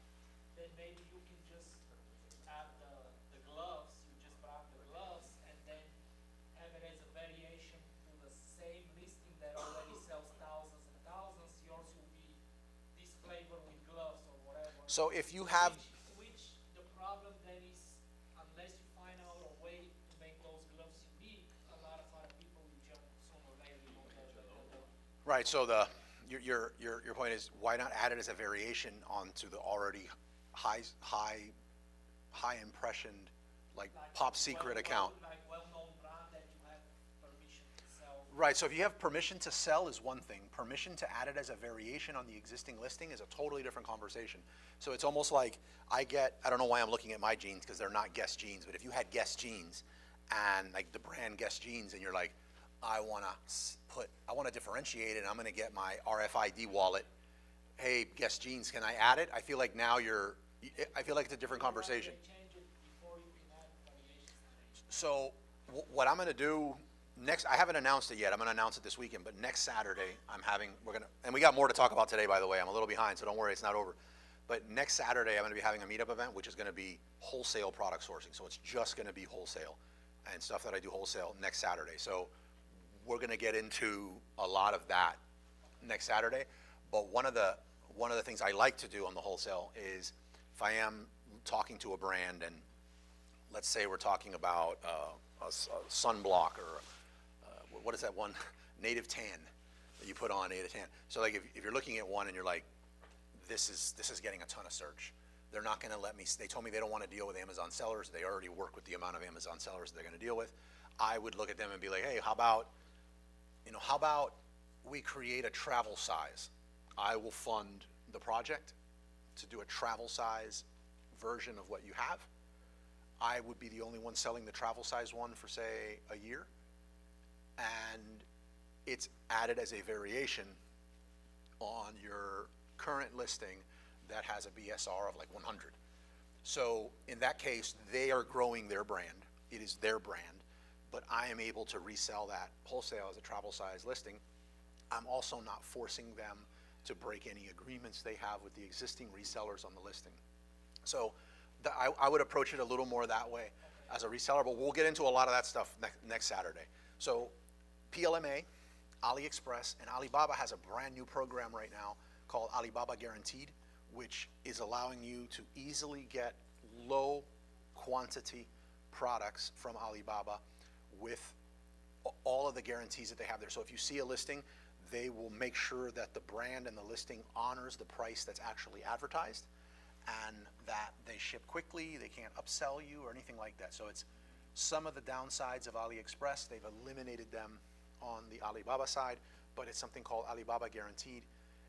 They just announced it, but there's a really big deal they're having where you can get like, I literally think if you use this and order like a 20-pack of something, they will ship you a pair of AirPods. So there's like some promos going on for the group to where you can get some cool stuff by taking advantage of and using this program. So my top 3 would be, obviously this program just rolled out, so I haven't used it, but AliExpress and PLMA, which I showed you how to access on the phone, are my 2 biggest ones. Now, the actual PLMA or working with your wholesaler or finding a wholesaler, if that's going to be your pillar product, I find, even with 15 years of doing this, my success rate in getting a yes is as close to 100% as possible if we're face-to-face. Like, if we're face-to-face, that's awesome. Or if it's not me, I send my wife. You know what I mean? Like, but it's face-to-face, we're going to close it. And I don't think it has much to do with necessarily sales skills, except more that if you actually show up to a conference or a trade show in this case, you've sort of shown that you're more serious, even if it's not true, but you're showing that you were more serious than if it was just an email or a phone call. Like, there's more skin in the game. You traveled to Vegas, or you traveled to, right. I find that my conversion rate in getting yeses from these brands goes up even higher if it's a trade show that you have to pay to get in. So if it's a free trade show open to anyone, then the barrier is not that high. But you show me a trade show that's like $400 or $500 to get in, I don't care if it's about, honeybees, or like, you know what I mean, or like water shoes. I'm going to get some great accounts out of that, just because the bar that they've set to prevent you from working with them is a lot lower. They're like, these are serious people to come do that. I've always thought, wow, that's an easy hack. I mean, everyone's going to pay that to go to a trade show. In reality, they're right. It's very few people, like even from the group, I was shocked to see how many people that would come every single Saturday and talk about Amazon Wholesale and how serious they are in their business. And then I was like, they got a trade show coming up in Orlando. And they're like, yeah, let's do it. And they go, how much is it? And I was like, $180 a ticket. Oh, no, I'm not going to do that. And I was like, man, we're going to carpool. Like, you don't even have to pay for gas. And you're balking on the $180 ticket. Like, I'm not trying to say, I know everyone's situation's differently, but if you're talking about doing this, like $180 in the grand scheme of what we're talking about, you need to be able to put at least that much skin in the game, especially to get a lot more yeses. You're gonna get hobby results. Yeah, absolutely. It's like the people that start with individual instead of a corporation. It doesn't even make sense. Yeah, now putting these pieces together, what this looks like is you're working with a wholesaler, let's say, right? And next week we're going to go super deep into wholesalers, getting yeses, the types of wholesalers to work with, brands, distributors. I'm going to go deeper than I've ever gone on that topic next Saturday. So I'm going to share everything I possibly can. I'm going to try to go into some templates that I've used, like some scenarios that I've used, everything I possibly can. I've never gone that deep that I'm going to go on wholesale, that I'm going to go next week. What's the name of the trade show in Orlando? Oh, that was there was a bunch of them. There was a hair one that I did. I started a brand actually one time of like fake hair that had like a 6.2 million exit that was called C. Verez, and I went to. How did you find the exit, Colin? How did you do that? How did I exit? Yeah, I know, where you said it had a $6.2 million Yep. exit. How did No, I you mean, do he it? sold the business. I sold the business for $6.2 million. And then he sold it. But how do you know that from the start when you're creating that? I didn't know when I was creating it that I would exit. No, but I got approached by a big company. There's a company called Remy that approached us, and they bought it out. But it was a trade show called it was some random trade show, but it cost like $80 for the ticket to get in, and I went in and it was a booth, and I was like, okay, let's try this out. You just go. I've gone to the pet one up there is decent. I've not had a lot of success with it. There was a bikini one in the past. There's just the bikini one. Obviously, I was like, I'm going to the bikini one. This is gonna be great, but it was like $700 to get in. And I said, you're doing the $700 because they're trying to keep out some like shady people from just watching a bunch of bikinis, right? But on the contrary, it was like some solid brands that they wanted to work with people that they felt like were serious, and it was a great show. Yeah. It was in both ways. I was single at the time too, but no. But so how you put all this stuff together is, again, I'm going to use PLMA as the example. So attend, and you have access to the catalog now with the app. But you got PLMA and you got a wholesaler. You got to put this together, and you got to get it to FBA. You can't send your wholesale product and your other products, so you got to put this together. This is where I feel like Honu Worldwide comes in. Honu Worldwide is a 3PL. I feel like they are situated amazingly in Pennsylvania. And what you lose a little bit because they're not closer to the West Coast, you gain because of how quickly they can get stuff in to FBA. You want to have them kit all this stuff together. They have the services where they can combine all of it. You could have, you know, because depending on what you're shipping, you got to keep in mind the packaging. So like, if you're shipping, you know, this, and I don't know, and the packaging you have for this is nice, but then you try to ship this, you're like, wait a minute, I need bigger packaging to put this. So you got to keep that in mind. They can handle all that. They can either receive your packaging, receive your wholesale product, receive your PLMA product, and kit it, or you could just say, hey, look, I want to put this in I want to wrap it in maybe, I don't know, cellophane, I'll put it in a bag, choke hazard sticker, and then put it in a Tyvek. Like whatever you want to do, they're prepared to do it. They can seal bags, they can fill them, anything. So, but whatever, that's who I recommend. Work with whoever you want to work with. But you want to have a central spot that you can bring all this stuff together, get it kitted, and send out. When I started, that special place where I did it at was my house. And it cost me God knows how many girlfriends who did not like the fact that my house was a warehouse full of packing peanuts. You know, I'm going to give everybody here a tip. Nobody's significant other wants to hear, you know how loud box tape sounds at 1 a.m.? When you that box tape, nobody's significant other wants to be woken up at 1:30 in the morning with box tape, right? You just don't want it. So like, don't do that. Not to mention, if you have it there at your house, you think you're saving money, you're not saving money. You're just not putting any value on your time because you're at 1 a.m. doing that when you should be sleeping. So don't get caught in that trap, because once you start doing it, you think you're being efficient, and you actually are putting handcuffs on yourself that you can't get out of. And it becomes very difficult to get out of. Usually it's a breaking point in the relationship, but you want to just go to a 3PL from the beginning. And if you do that and you're like, wait a minute, after the 3PL's fees, I can't make money, well, then you need to pick another product. Like, that's a good sign that you picked the wrong product. Do they have a minimum? They don't have a minimum. They don't have a minimum. As a matter of fact, if you tell them you're from Wizards of Ecom, they will spend a long time, a crazy long time amount on the phone with you, helping you get set up. Yeah.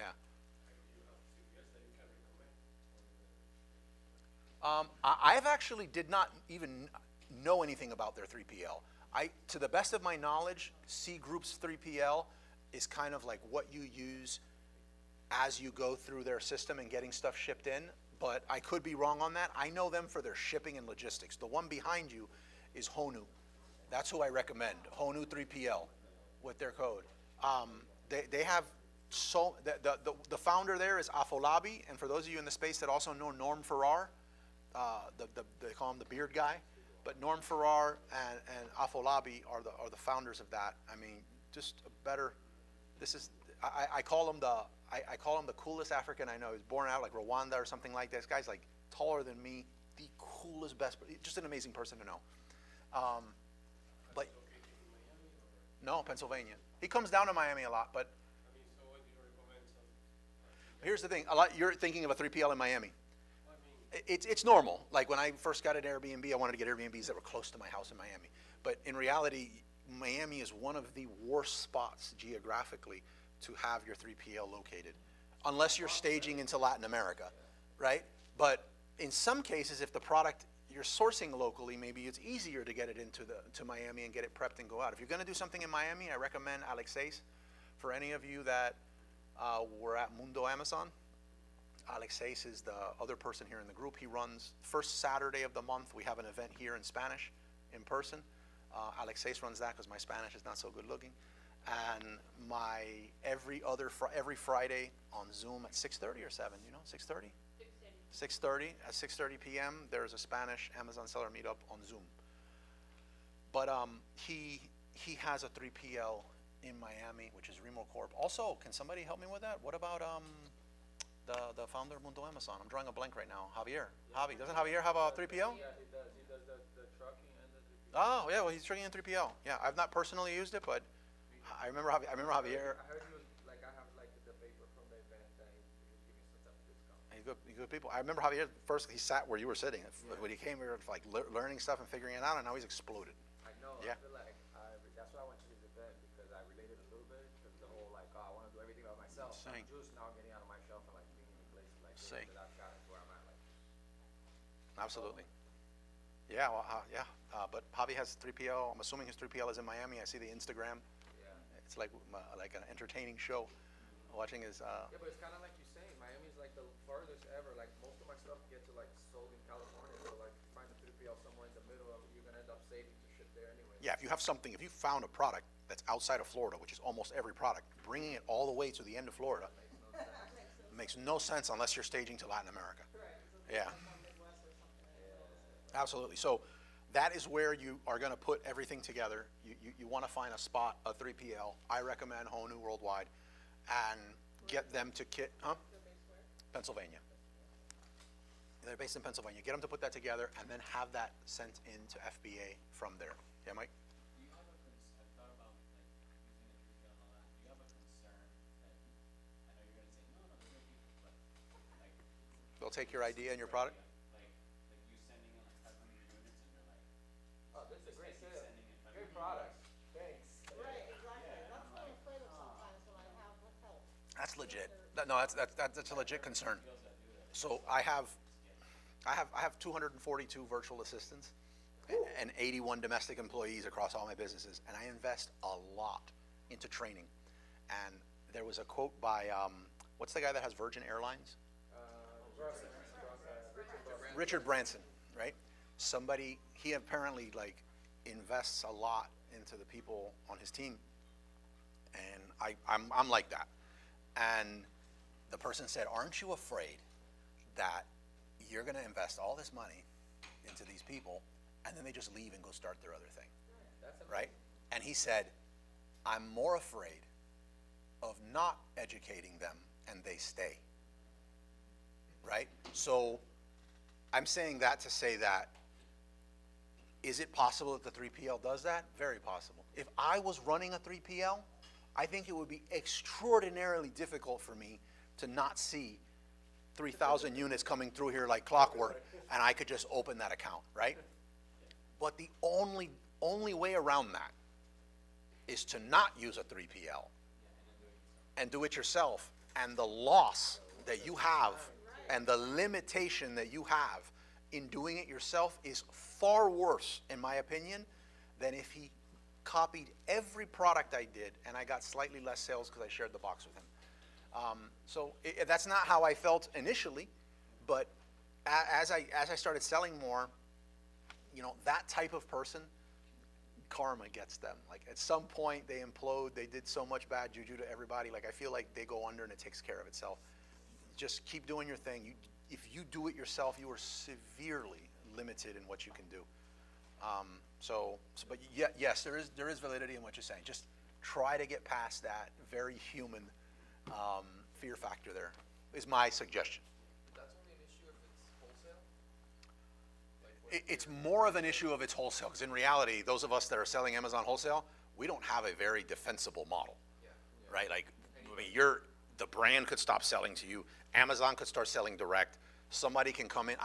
My model for wholesale is I will go to brands and just say, hey, you don't want to sell to Amazon sellers. Wait, I want to place an $800,000 order. Like, they don't, they're just going to deal with me. And as a matter of fact, I will continue placing these orders, but you need to only sell to me, or you need to sell to me at this price, which means nobody can compete with me, right? So that is a very real thing that happens, and all of a sudden you're like, how in the world is this person selling at this price?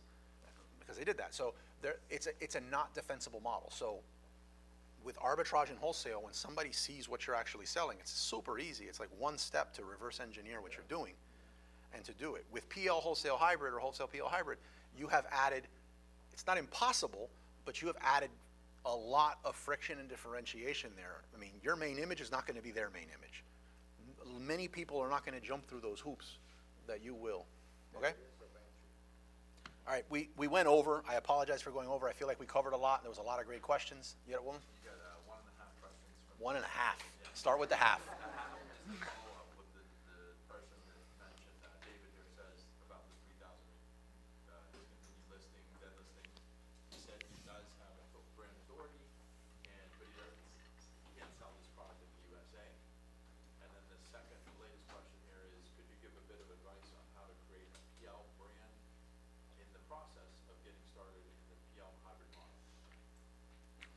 Okay, good questions. So the first part of that is, I'm still not crystal clear, so it sounds like the person was a reseller, but there's 3,000 reviews, and that product can't be sold in the US anymore. They do have authority on the listing so that they can change it to whatever. So if whoever started that listing is not paying attention and they don't want that listing anymore, I would seriously consider taking it over. Just think about what product it is that you're gonna put there.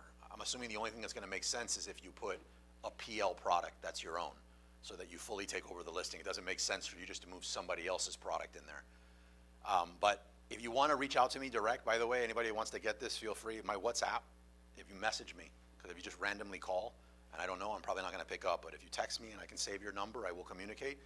But send me more details on, I'm looking at you because you asked the question, but I know it's that person, but just send me a message on WhatsApp at 305-965-5857, and just give me more details, because I can help, and I feel like what I'm answering is based on like limited information, and I'd be happy to help. The other part of that question is, It's another person has a separate question. Could you give a bit of advice on how to create a PL/brand in the process of getting started in the PL hybrid model? okay, so to be clear, if you need advice on starting a PL, then the pillar in your hybrid is gonna be a wholesale product. So what you're asking is your new part to that hybrid equation, in this case, the butter blocking gloves. What's the advice for getting started there? I don't know where to begin, but say you wanna get a trademark. So you're gonna need a trademark for your brand, so that you can unlock brand registry on Amazon. You can work with any attorney you want, but understand that if you file for the trademark on your own, you usually have to wait for the trademark to be approved, and that process could take 10 months, it could take 2 years. If you want this part, I'm not as certain on, because what I do is I go to a, what is it called? An approved service provider on the Amazon network who's local, who happens to be named Mike Chessel. You've worked with Mike Chessel? Yeah. So with Mike Chessel will do the trademark process through the brand accelerator on Amazon, and I pay like an extra $100 to $300, I think, something like that. But within a week, I have access to brand registry while my trademark is still going through on Amazon. Through the IP accelerator. Yes. So I recommend doing that. From what I've heard, you no longer need to work with an approved attorney in the network. You could do your own trademark, and then you can go in and add it. I've never done that, and I also I like having a bookkeeper do my books, an accountant do my accountant, and a lawyer do my trademark. I don't want to get into that stuff. You don't need a trademark anymore. You can do generic, and then eventually, when you do get a brand, you can call clean to Sell Essential and then attach those templates back to the brand. But I recommend getting the trademark. I recommend getting a UPC code. You want to go to GS1 to get those UPC codes. I wouldn't explore all these shortcuts and loopholes that other people are talking about, like get your barcodes from the UK and pay, it's gonna bite you in the butt. Like, get your GS1 barcodes from the US and start looking at a brand name, obviously. Start looking at, like, think about what the images need to look like for you to be better than the listings you're competing against. Like, those would be the ground steps. The other ones would be join the Amazon Telegram group that we have, wizardsofecom.com/chat, and then continue asking these questions during the week, because it'd be impossible for me in like 2 seconds to like give you everything you need. Is there any possibility that someone that is not the owner of the trademark could register in Amazon the brand? I'm gonna say no. I say this because we work together with a brand that they are like doing this transparency code. Yeah. But they are not the owner. This is like a MLM. Yeah. So Like a Mary Kay or a Herbalife or. how do they do that? Okay, so to get into brand registry, you need to prove that you're the trademark owner. The proof is when you connect the trademark, and you could fill out the information, sin problema, with not being the owner. But the next step is they send a code to the email of the lawyer on file, or whoever is on file. For you to be able to finish the process, you're gonna have to have access to that. So if you don't, then no. But if you do, then yeah, you can provide it. Some of the brands that I collaborate with or work with, sorry, I don't like to say work with because it's implying a service and I'm not trying to sell you anything, but like some of the brands I collaborate or work with, they are like, I don't want to deal with that. Can you just do it on my behalf? I'll just pass you the code. As a brand, I think that's reckless to do. I think you should do it yourself, add me as a user, let me use it. That way you have control of the brand. So it's possible that the MLM got permission at this person got permission at some point to be able to set that up on their behalf. And now once you are in brand registry, if you're the email or the user on file that has the authority in brand registry, and the trademark is fully registered, meaning not just in the accelerator, then you would be able to enroll it in transparency and go through the process. So let's say I want to start a new brand today and use the Amazon accelerator and maybe hire an attorney from the recommended attorneys to make it simple. How long, I know that it may take a year for the trademark to be approved, but how long usually takes for Amazon to be able to let me enroll in the brand registry? 2 weeks max, usually a week. You get access to brand registry, all the features of brand registry within a week. The most I've seen is 2 weeks. The only feature you do not get access to is transparency, because transparency is only allowed once the trademark is fully registered. Transparency, that's The codes, the QR codes. So your trademark needs to be fully registered, not just identified and accelerated for transparency, but everything you get. The branded storefront, you get sponsored brand ads, the videos, the display, sponsored brand TV, you get everything within a couple days, 2 weeks max. Did that answer the question? Yeah. A little bit? Feel free to reach out to me too and I can answer better. You had So my question is there like a number of products that you want to start with? Because let's say I'm now in the retail arbitrage, right? And I know a few products that I can probably get from a wholesaler to add the private label to and be able to sell. So one is fine. Well, one is enough. One is enough. Because if you start with one and Amazon shuts it down, then you got to start again? Or? Well, they're not going to shut it down if you have permission from the brand. If you don't have permission from the brand, then maybe I don't know. It's hard for me to give you, my recommendation is to get permission. Because if you get the 5, I don't know how, some brands are more severe on how they shut you down. Like instead of saying this person's unauthorized. Kirkland, I don't think they will shut you down. I don't think so either. I know some people that are doing some pretty creative Pl-Wholesale hybrid stuff. Some look into that. With Helium, you're able to find them. And Absolutely. their products, they're doing amazing. Yeah, absolutely. Even though the Amazon approves your brand register, that doesn't mean that USPTO approves your, like, it's your owner. Correct.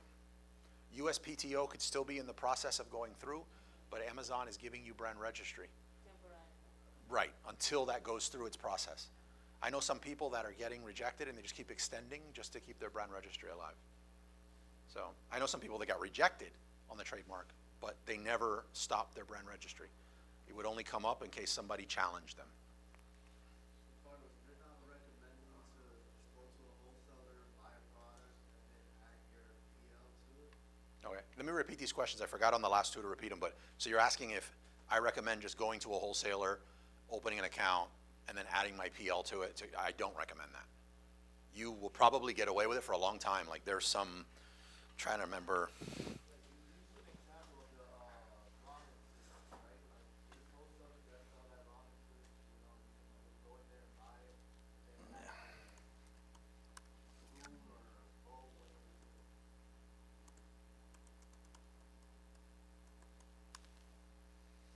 me see.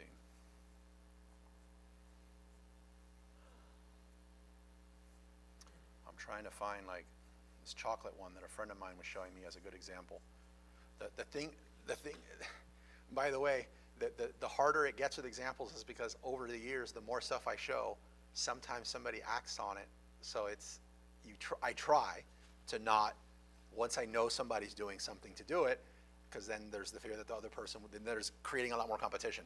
But there's, Did I hear that? I don't know if I heard it from, I don't know, Tom or somebody, but that, I don't know if that has changed, but for these hybrid listings, that the complementary product to whatever you're selling has, I don't know if it's the perceived value or the actual intrinsic value of the product has to be more than whatever you're selling? no, Or is the that not cost, true? cost. The cost, okay. Yeah, whichever product cost more. Absolutely. It was right, Absolutely. Well, next week it's going to be deep dive on wholesale, and we'll end at 3:30 next week. By the way, anybody that does have to leave, feel free. Like, don't feel like you're being rude. Oh, it's raining, huh? It's raining. Trying to find. I couldn't find it. But what was the question that prompted me to start this? Oh, yeah. Yeah. Was it in ramen with like the chopsticks, right? Was that an example? See. I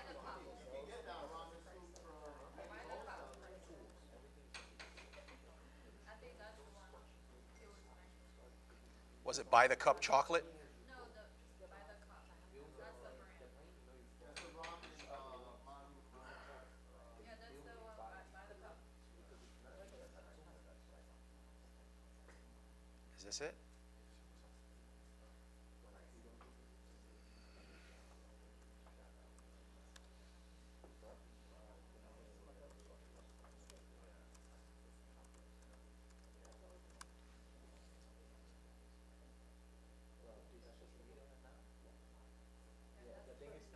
Is this them?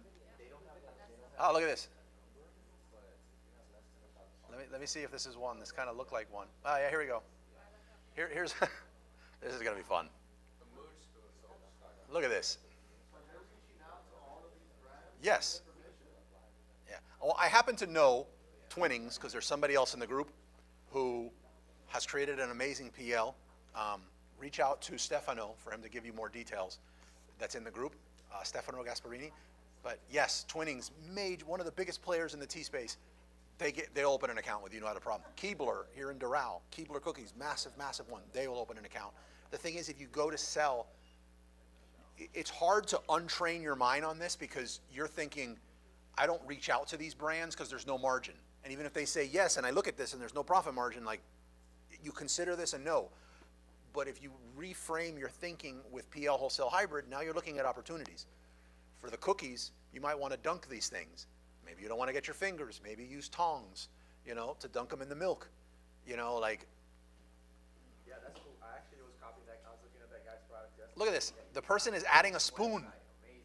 The person is adding a spoon. I hadn't seen this one actually with a spoon, but one of the examples I used to give with the popcorn stuff is that creamer that you see right here, this Coffee Mate creamer. Coffee Mate is extremely easy to open an account with.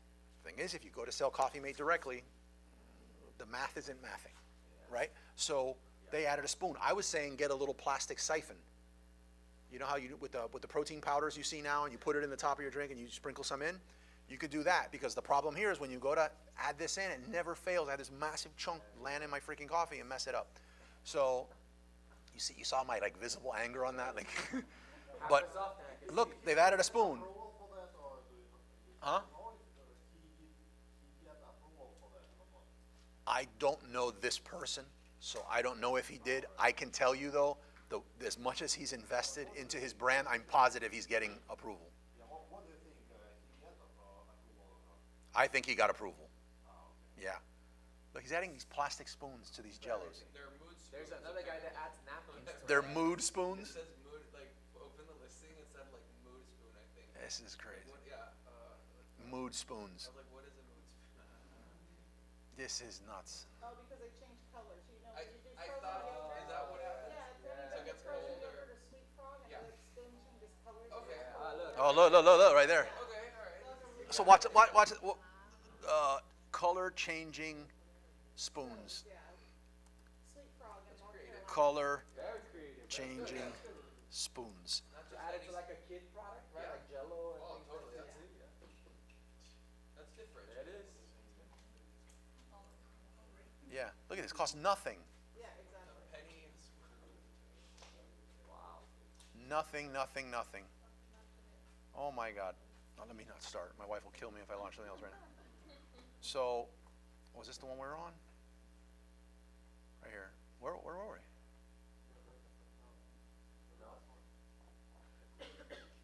Oh yeah, we did mood spoon.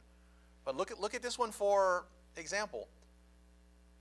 Giardelli. Oh God. Actually, I used that as an example for the virtual assistant Ah! to help me. A spoon. a measuring spoon for the caramel. And they branded it even with No, they didn't brand it. That's Girardelli, that's No. actually doing. Oh, this is visit the Girardelli store. Yeah, it's gotta be their own spoon. Yeah. Yes. I need a lot of permission to put that. Oh, I thought I was still inside the. There. How did they do that? Ghirardelli is one of the, right there, Ghirardelli. Ah, okay. Ghirardelli. Yep. Ghirardelli's huge, it's been around Yeah. for 200 years, you know? Yeah. Look at this. They got their own brand on a twinning sampler pack that you could probably source doing retail arbitrage Yeah, and that's stacking what some I'm saying. coupons from Publix. This guy has, With has some- like Doritos and like a mix of like Takis, and then he puts Yeah. it in, he added napkins to it. It's Yeah. brilliant. Selling for People 40 are probably bucks. looking at him like he's not a serious business person and he's banking, Yeah. right? Over 5,000 reviews. I wonder what his subscribe and save is. He probably has automatic subscribe and saves every month in excess of 1,000. We actually bought one of their listings, and personally, I don't think that's safe to use their product, because on their packaging, it doesn't have any like nutrition, because they private label, what is that, the honey sticks, right?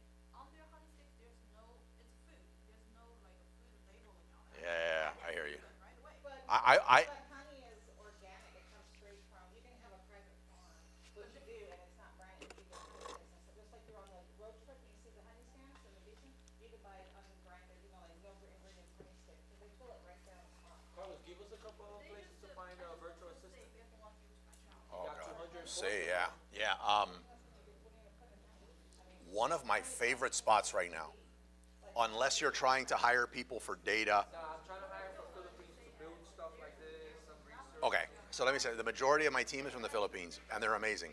But we're putting I made a big change where we're trying to move and get at least 50% of our team from Latin America by the middle of 2025. I'm going to Brazil now, I'm trying to maybe get some people. So for hiring from Latin America, you can get extremely like educated, bilingual, using LinkedIn.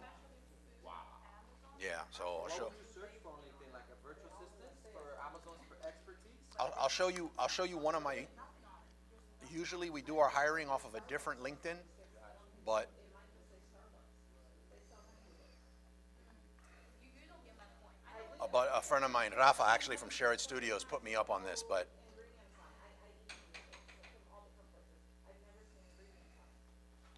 so like, say this particular one.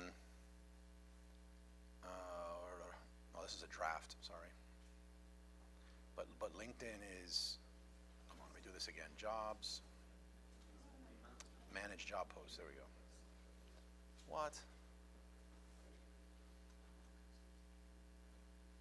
I love the energy in the group today. That's a Mac. This is a Mac. Oh, you got a cover on that. Say, my learning, save post. Why is it not doing this? Try it one more time. My jobs, manage job And posts. you always have these on YouTube, right? It's always live like this? Or? Yes, posted, closed jobs. There we go.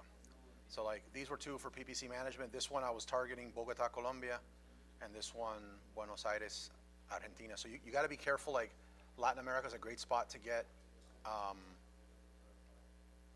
Sorry, let me just jump out of this so I'm not leaving my LinkedIn open the whole time. So Latin America is a great spot to get remote talent, but not everywhere. Gotcha. So there's like certain cities, like for example, Buenos Aires is amazing, Bogota is amazing. There's like one or two spots in Chile, but if you go out of those one or two spots, it gets bad fast. And then you have like a price more or less that you're looking to, you know, based, because I know if you get a beginner, you say cheap, but you know, like what, I want somebody that is not a professional yet, but not. But like, tell me the role, like what do you want them to do, and I can give you a good idea. So I want to, initially I want them to just help me build that store, like that one that you're looking. Okay, so for an example, like if you want someone to design a store, design, put the I got you can get that on Fiverr. I have a Fiverr profile that my team does. They'll do that for you for like $200. If you want to get all the keyword research and everything done to build a listing, like my team will build that for like $200, $250. searching for that. Later I can do data, all that stuff. I can Yeah. Well, the other thing, if you want, if you join our Telegram group, you're going to see here, I created a Telegram channel called Freelance Superheroes. Why is it not opening? Here you go, huh? It's not. It's a separate channel that you have to request to be in. So Freelance Superheroes, what I do is I go in here and I post the link to freelancers that I've worked with, and then I'm like, these are really high quality, they're affordable, they're great. So I have things in here from like page designers, SEO. If it's not, go. Well, if you get my WhatsApp and just ask me, I'll send you a link to all of it. Yeah. The best dressed guy, by the way. I know. I remember you. What? Any questions before we wrap this up? We've never gone this far over, so. There's one like just asked, it says, you add the slides back to the chat so we can see what you're pointing at. Okay. I don't know how long ago that was, but we're wrapping up now. All right, let's do this. I'm going to wrap it up here, so I cut the stream and everything. Your question, though, about it being on YouTube, it's free to watch on YouTube. It's free to watch here. Afterwards, I cut the stream. All of our classes are accessible on a video vault, which is paid, which is kind of how we fund this. But you don't have to pay. Right, so you watch it live, you watch it here, or you're part of our membership, which is $50 a month. Right. That's not on the app. The video vault that we have, which is that and sponsors, is what powers everything. We call it Wizards of Ecom Academy. So it has that. It has how to make money selling Kindle Direct product, stuff. It's got we do digital products. We do like all kind of stuff, and it gets added. Yeah, we do. We have it there. And then we came out with our first course like 2 weeks ago, which is Amazon Influencer Program. So how to actually make money with that program. But you have to have like at least 1,000 followers. See, but I show you in the course how to do. I mean, I can show you now, but I show you in the course how to do that for like $50. You spend $50 in ads, and it shows you how to get the 5,000 followers so you can get approved. Yeah. Okay. Yeah. Let me wrap the stream up, and I'll show you how to do that. With her too, we gonna both be here. I'll show all of you how to do that. That's fine. And I wanna log in too on the Telegram, I wanna get plugged in 100%. Do it, and let me tell you, like even if wholesale's not your thing, I recommend coming next week. I still do phenomenal with wholesale, and I'm gonna be out of town for the next 3 weeks, so that's why I was asking online. Did I miss I'm something? gonna be live one day, I'm gonna be on it live. I know. Regardless, but. No, it's all good. It's all good. Let me wrap the stream real quick. But we're gonna. I stay here for a while, and we can network. We can talk. You don't have to leave, and we can hang out. So you might not be able to check in your hotel, so definitely hang out. An Airbnb. Okay. Okay. Cool. All right. Let me just cut the stream. But thank you guys. Thank you.